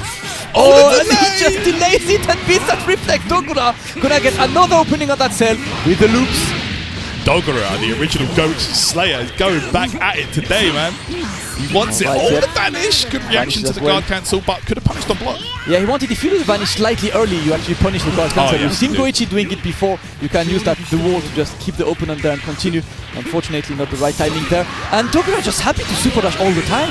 Man, right, javelin right there. Super dash. Vanish off the wall. What's it going to be? He wants... Get out. I want Cell. He wants Cell. Yeah, of course. Bring me the guy. Corner situation. I just feel like Goichi's been blocking this whole match. He's been blocking this whole match. He's been using the block button, and he ends up behind. Still doesn't get the opening. Goichi happy to block. Let me tell you, if there's a guy, a Dragon Ball FighterZ player that loves to block, it's Goichi. But it does get opened up eventually. It's getting opened. Yeah, it's only so long you can defend against a guy like Dogura there. And Goichi finally gets an offensive sequence. Perfect attack. Just trying to get an opening. Dogura taking his sweet time. Oh, he is. Oh, the Dragon Rush. Great tech, though. Not often you see Goichi get caught with those Dragon Rushes. Oh, here we are. That's going to get another. Get out of here. Bring him in. Bring him in. I won't just tell. Oh, this cockroach. Harried by on the screen. Oh, and he gets the opening, and that's going to be, again, Tyrant, a dead Cell every single time. Dogura's strategy is to take Goichi's Cell out as soon as possible. It's been quite efficient. Now Goichi, again, has to work with Bardock and Vegeta. Here we are. Dogura looking good. Hasn't really been opened up once, to be honest. Alright, and gets another opening there. Just press the M. Gets the beam as well. That's gonna be a good position for him. Not that much damage due to the scaling, but still gonna send him to the corner. Okay. Oh, the ground bounce, that light oil combo once again. I cannot express how awesome that is, that ground bounce. It is. So useful. Right, the final flash. Yeah, what's it going to be? The empty low. Dogura, comfortable blocking. Yo, he went for the 2H. Yeah, he went for the 2H and the assist, unfortunately. Yeah, not working. Gets hit by this one. And Goku got sent to the bleachers. Yeah. But Dogura just playing with all these beams there. And finally baits that DP. Dogura is a few steps ahead there. This is not 4D chess anymore. He's on the 5D turret. All right. Kamehameha, Vegeta. Will get reset out. Just going to fire his Ki Blast, try and bait a Super Dash perhaps. Of course, he does still have that Rebellion Spear assist on deck if he needs it. And Dogura just taking his sweet time there. And just that the movement is building meter there. It's helping Goichi get up to 6 bars. And the opening that is going to be a dead Vegeta turret.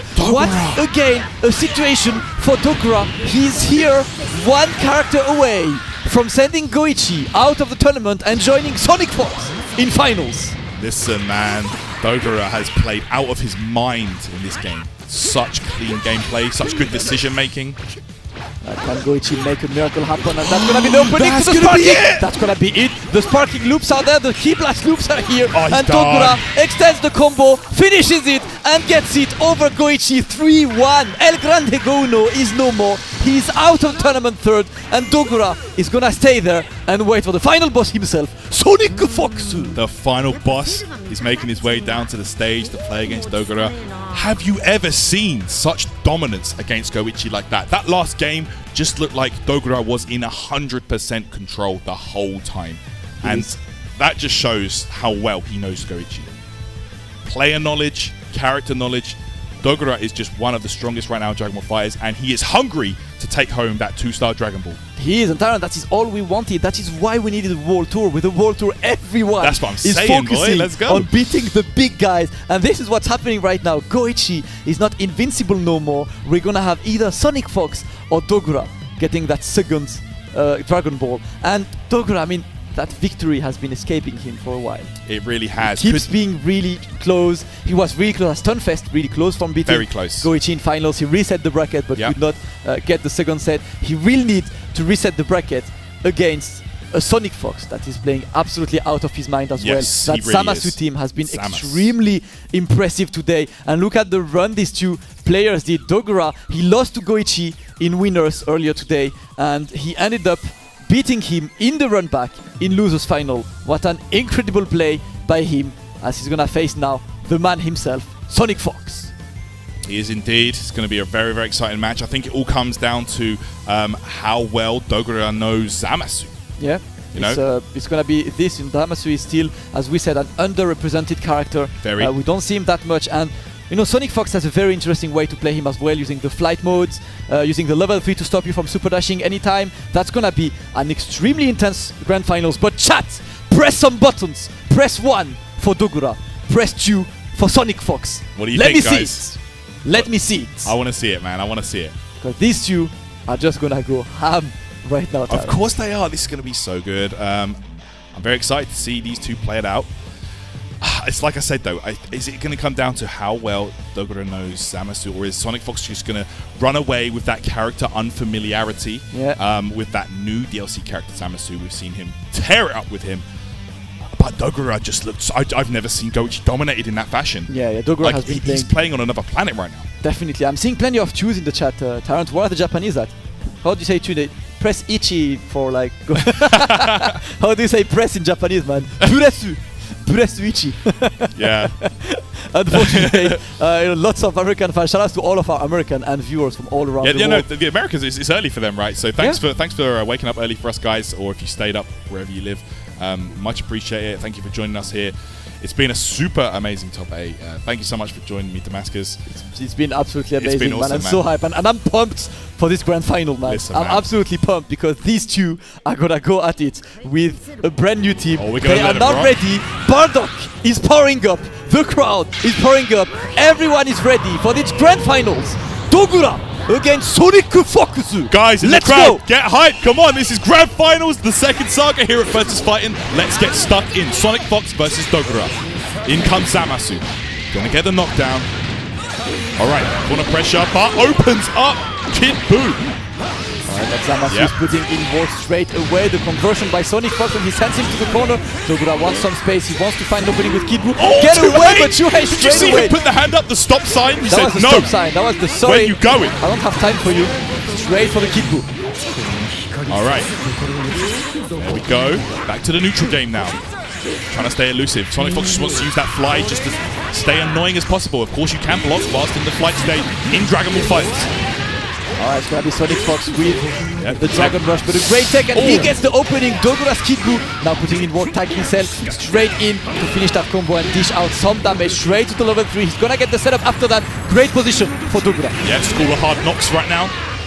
Dogura gonna get the setup. Assist goes low! Empty low! That is a dead Zamasu. Yeah, I thought this guy was invincible, man. That's what I thought from the show. He ain't. Doesn't look so invincible. Still quite confident with his speed, you know. Cell, indeed. In comes Bardock. Alright, he's back to try and beat Cell this time. Straight for the spear. The super dash start. Anything, and does not convert off the trade. 2 trades in a row, and this time Dogura was ready. Sparking activated. Are we having a touch of death now? Oh, this is touch of death. Medium, perfect attack for the starter. Dead. Call an ambulance. He's dead. He's done. He's done. He's done. Dragon Rush. Gonna call the assist once again. Grab. Slice man up. Barrier. Wakanda level 1. And he's Souji done behind. He's getting the 2 level ones. He is done. Dogura putting on a clinic. TOD. Let's get it. SonicFox needs to make some magic happen right now with this robot. But you know what? He just spotted Goku. So Goku sighted, Dunk City. Alright, no, he wants Kid Buu. Oh, where you going? Stay on the ground, mate. Stay on the ground. There we go, level 3, setup time. What's it going to be? What? You know what? This is actually so efficient. Because if you want to move anywhere on Wake Up, you're getting hit by this. That's how good it is. That's smart. I like that. Alright, gets the opening, and SonicFox 16 is still very much there. He still has parking available as well. Probably gonna go for that level 3 here. Yes, he does. He's gonna get the setup, can activate the sparking and kill cell anytime now. Dogura has to come back. Okay, SonicFox gonna be going for the cross up. Yo, he woke up with it. I think he wanted to wake up heavy perfect attack, but he got opened up, and now SonicFox is in the driver's seat. Do you know what? He left the best for last. He wants Goku. Goku sighted. He was designed to do this. Absolutely. Android 16 against Goku. Gonna just play this. Neutral game, yeah? Wi-Fi punch him up, yeah? Yeah, shoot the punches, bro. Wireless punch. Let's go. Gets the opening. Switches sides, though. Interesting interaction. Still gets the opening. Still has sparking if he needs it. Still can't, but he's gonna use Vanish for now, and that's gonna be man. A good rush at SonicFox. What an absolutely amazing run he's done there. Sparking. Gonna get Vanish. Do the sparking activation later. Doesn't need it. Doesn't even need it. Just a level 1, and SonicFox coming back with Android 16 against Dogura. Once again, Dogura offers himself an amazing position and just falls short of finishing it. Loses to the last character, that Android Jugo. Amazing work. Goku dunk count is at 1, guys, for this set so far. Alright, the 2M starter, that is huge damage on Kid Buu. Needs to take full advantage of that. Just take what you can get here. Good situation. SonicFox in full control right now. Dogura on the back foot. What's it going to be? Just the solid pressure. The low! Opens him up. Again, opens him up and a good pressure again. He's just going to extend the combo. Wants to get that Kid Buu out as soon as he can. He's going to use all the meter available. The full squad is there. The squad roasts. Yep. Kid Buu left the WhatsApp group. You got roasted. Get out. You know when the whole squad just roasts, man? Yeah, these days on WhatsApp, that's what happens to Kid right now. And SonicFox still putting on a clinic absolutely crazy offensively. Baits the deflect but did not punish it. Alright, 16 going to work right now. SonicFox in full control. Yo, gets the grab. Yeah, good conversion there. Using that Zamasu assist to extend the combo, and another grab, slams dunk.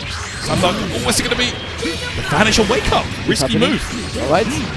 Still gets away. Dogura needs to work and finally gets an opening with his cell. Yeah, he does. He's going to get the flip here, and then the knockdown.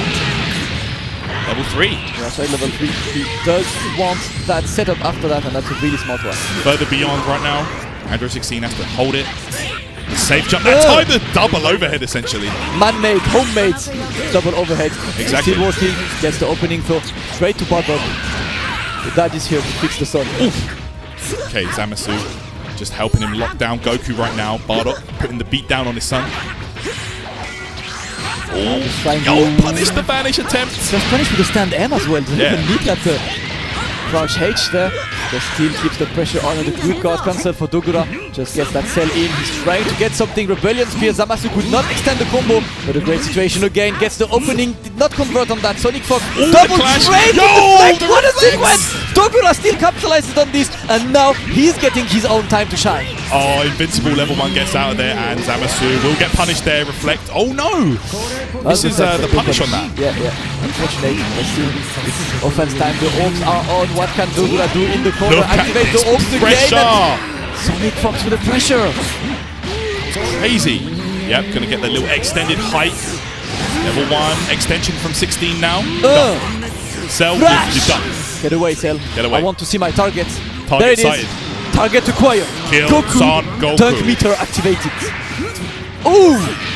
Let's see. Gonna get the full combo in the corner. L flash. No, but yeah. Not yet. Just back down, and he's gonna get just straight to that level 1. Into level the 3. Yeah. And that's gonna be one setup away.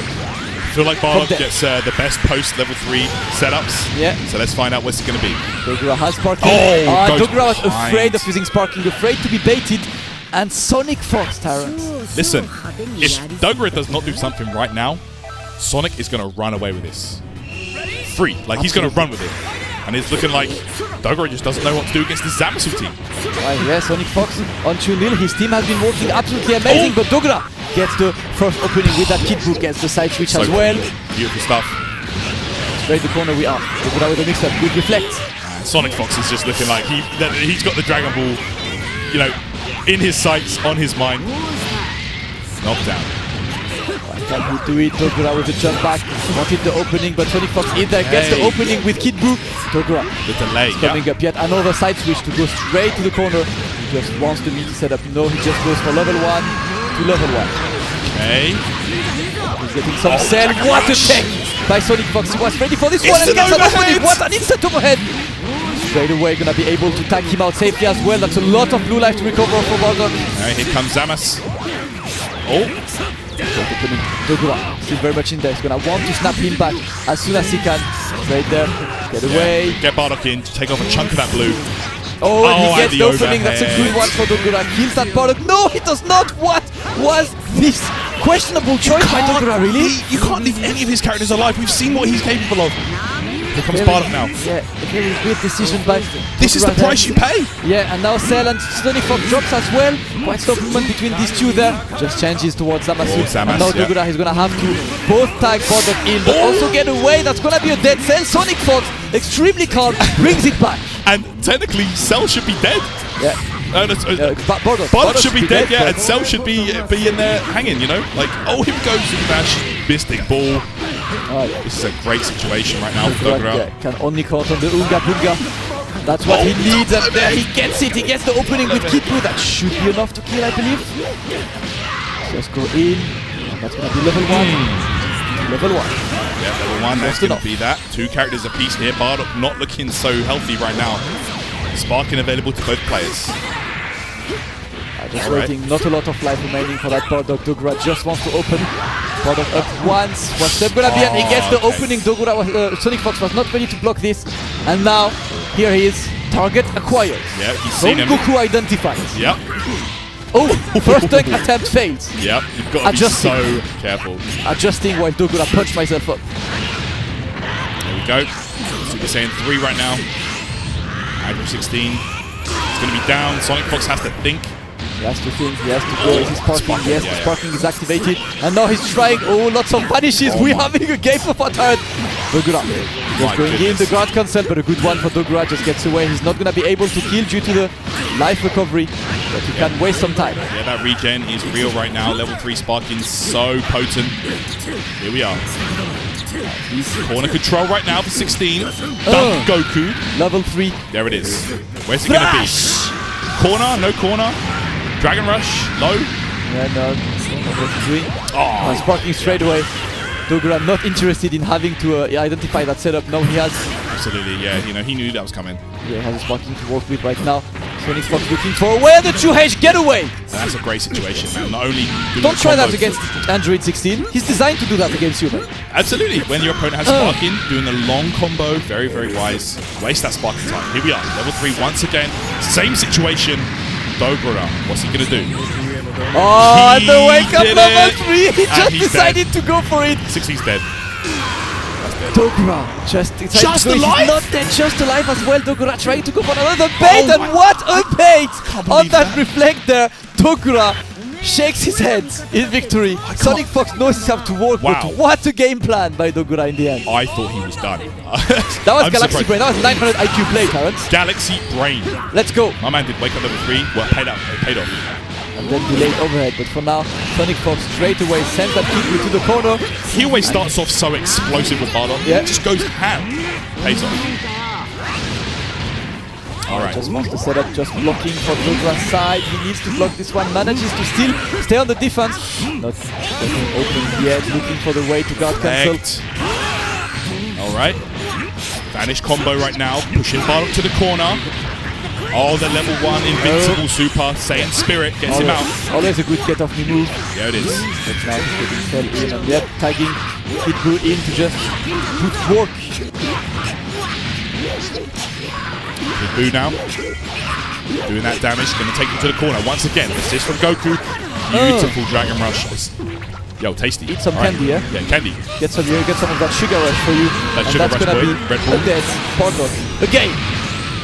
Dogura playing much better right now after that win. Putting into confidence mode. SonicFox will have to bring it back with Zamasu, but a super dash disrespectful by Dogura straight away. Do you see SonicFox try to challenge? Zamasu actually has pretty good buttons for challenging in the air, the super dash, but it didn't pay off that time. It's still a very risky choice. That definitely is. Alright, gets Android 16 to dunk, and that's gonna be the level 3 on sale. He's going to have to hold that. Put in the dunk. He tried that same one again. It worked once, but unfortunately not twice. Oh, and he drops it. Unfortunately, only one of the fists hit. His opponent could not get that vanish. And he's going to get good damage off this. Switches to Kid Buu. He wants Kid Buu in sparking mode. He knows how scary this is, but the backdash is caught. Let's go. Got that. Corner control right now. SonicFox, this is massive. Dogura is going to have to hold this level 3. And once again, the same situation. Dogura, very familiar for him at this point. Oh, and what an awareness there. He was able to jump, not punishing it though, but still getting the combo on this. Dogura, level 1. Great Wakanda forever. Absolutely.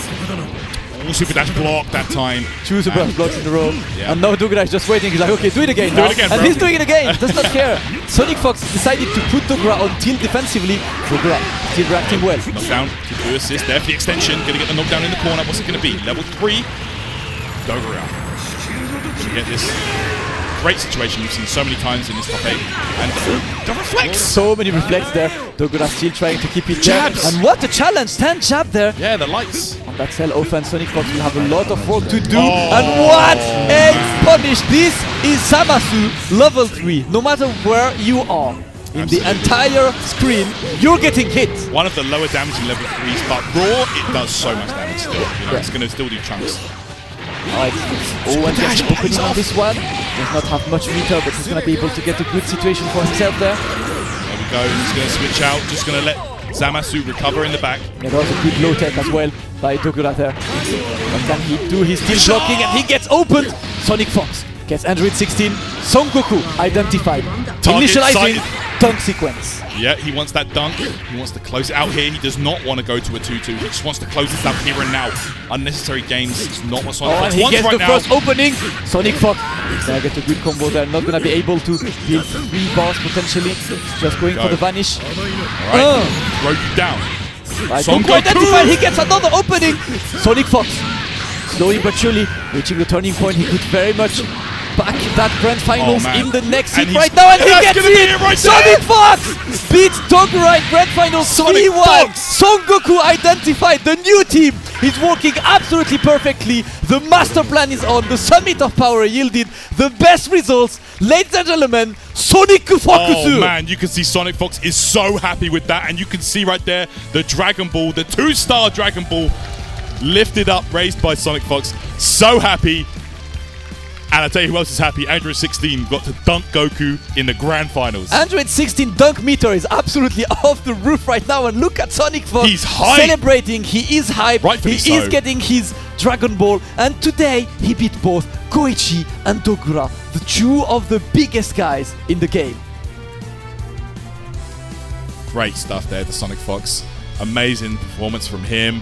Wow, that was crazy, man. What a top 8. What an incredible top 8 it's been, and what an incredible finish. We all believed in Dogura's potential. Dogura was trying to get better and better, but you know what happened? After beating Goichi, he looked a bit exhausted mentally. Yeah, that's true. You know how huge of a task it is to go through such a big hurdle that Goichi is. I mean, and he managed to do it, but in the end, he looked tired against SonicFox. He managed to do well, but what can you do when the guy who's designed to destroy you just carries his job? There's nothing you can do. He actually carried it out. In this timeline, 16 did succeed. 16 did absolutely amazing. Great stuff, man. I mean, like you say, the Goichi match with Dogura, such a mentally draining game. And I've personally never seen Goichi dominated in that fashion. He looked hopeless in that last game against Dogura. just incredible play. And Dogura, man, he's still after that big win. Always seems to fall short at the last hurdle. Second place, third place. He doesn't have his big major win yet in Dragon Ball Fighters, but man, if he can keep performing like that, I think it's only a matter of time. Yeah, I would like. Can we get SonicFox for a quick interview before we wrap up? I would love to have his quick thoughts. If I think they're just doing an award ceremony for the Dragon Ball at the moment. Yep. We're gonna just so we're gonna be hopefully give them the trophies back once again, guys. Give it up for that. All top 8. That was an absolutely amazing top 8. Big performances. Dogura beating his Demon Goichi. Yep. Dekillsage ending up 4th in this tournament. I've seen absolutely amazing. And SonicFox just the master plan. And all Echo Fox, all Cyclops top 4. So these guys came out to do damage. The US players wanted to redeem themselves after the unfortunate showing at CEO top 8. You know, they didn't win a game in CEO top 8. You know, Japan just came and dominated that tournament. But here you can see fully redeem themselves. SonicFox winning the Dragon Ball there, but not only him, Dekillsage as well, just behind him there in the 4th place position. So fantastic showing to those guys.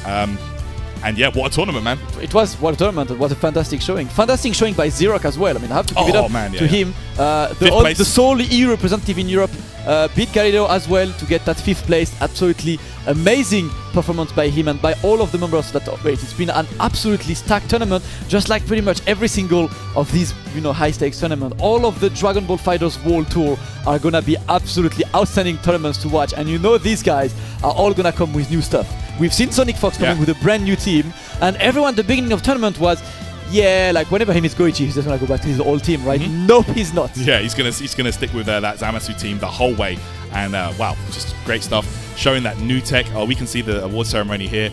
You guys, SonicFox obviously hugging his boy, congratulating him, and he's getting the Dragon Ball, and everyone there's just peeping the Dragon Ball. Big, like, everyone's like looking at it. You can see everyone's the eyes. You know, see you, ZerpQ. The star eyes are there. Everyone wants them. And Goichi, unfortunate for him, a 3rd place by Goichi Taran. This is quite an unusual sight in a Dragon Ball Fighters tournament. And we know this guy does not like losing. We know he will be back with even more stuff for his opponents, because now that he's seen SonicFox has a new strategy, the best thing he can do is come back with another one. Yeah, Garired, 7th place for him. Great performance. Souji as well, all the way from Japan. Quite a huge Japanese representation on this. Round of applause for these guys. Moke there always as well. Here bringing the Trunks. Trunks boys are still alive. Stay Moke. One of the final remaining Trunks players in the world. ZerpQ, the sole European representative in this top 8, played out of his mind, managed to do so. We will see more of him very soon. All of him Germany, but now 4th outstanding performance of the day. 4th in this tournament, beat a couple of absolute killers, played out of his mind, and what an 116 that was. Dekillsage. Yeah, really sick performance from him. Him and his boy SonicFox bringing that Android 16 hype. Yeah, and 3rd of this tournament, the man, the machine himself, El Grande Go1. Yep, Goichi.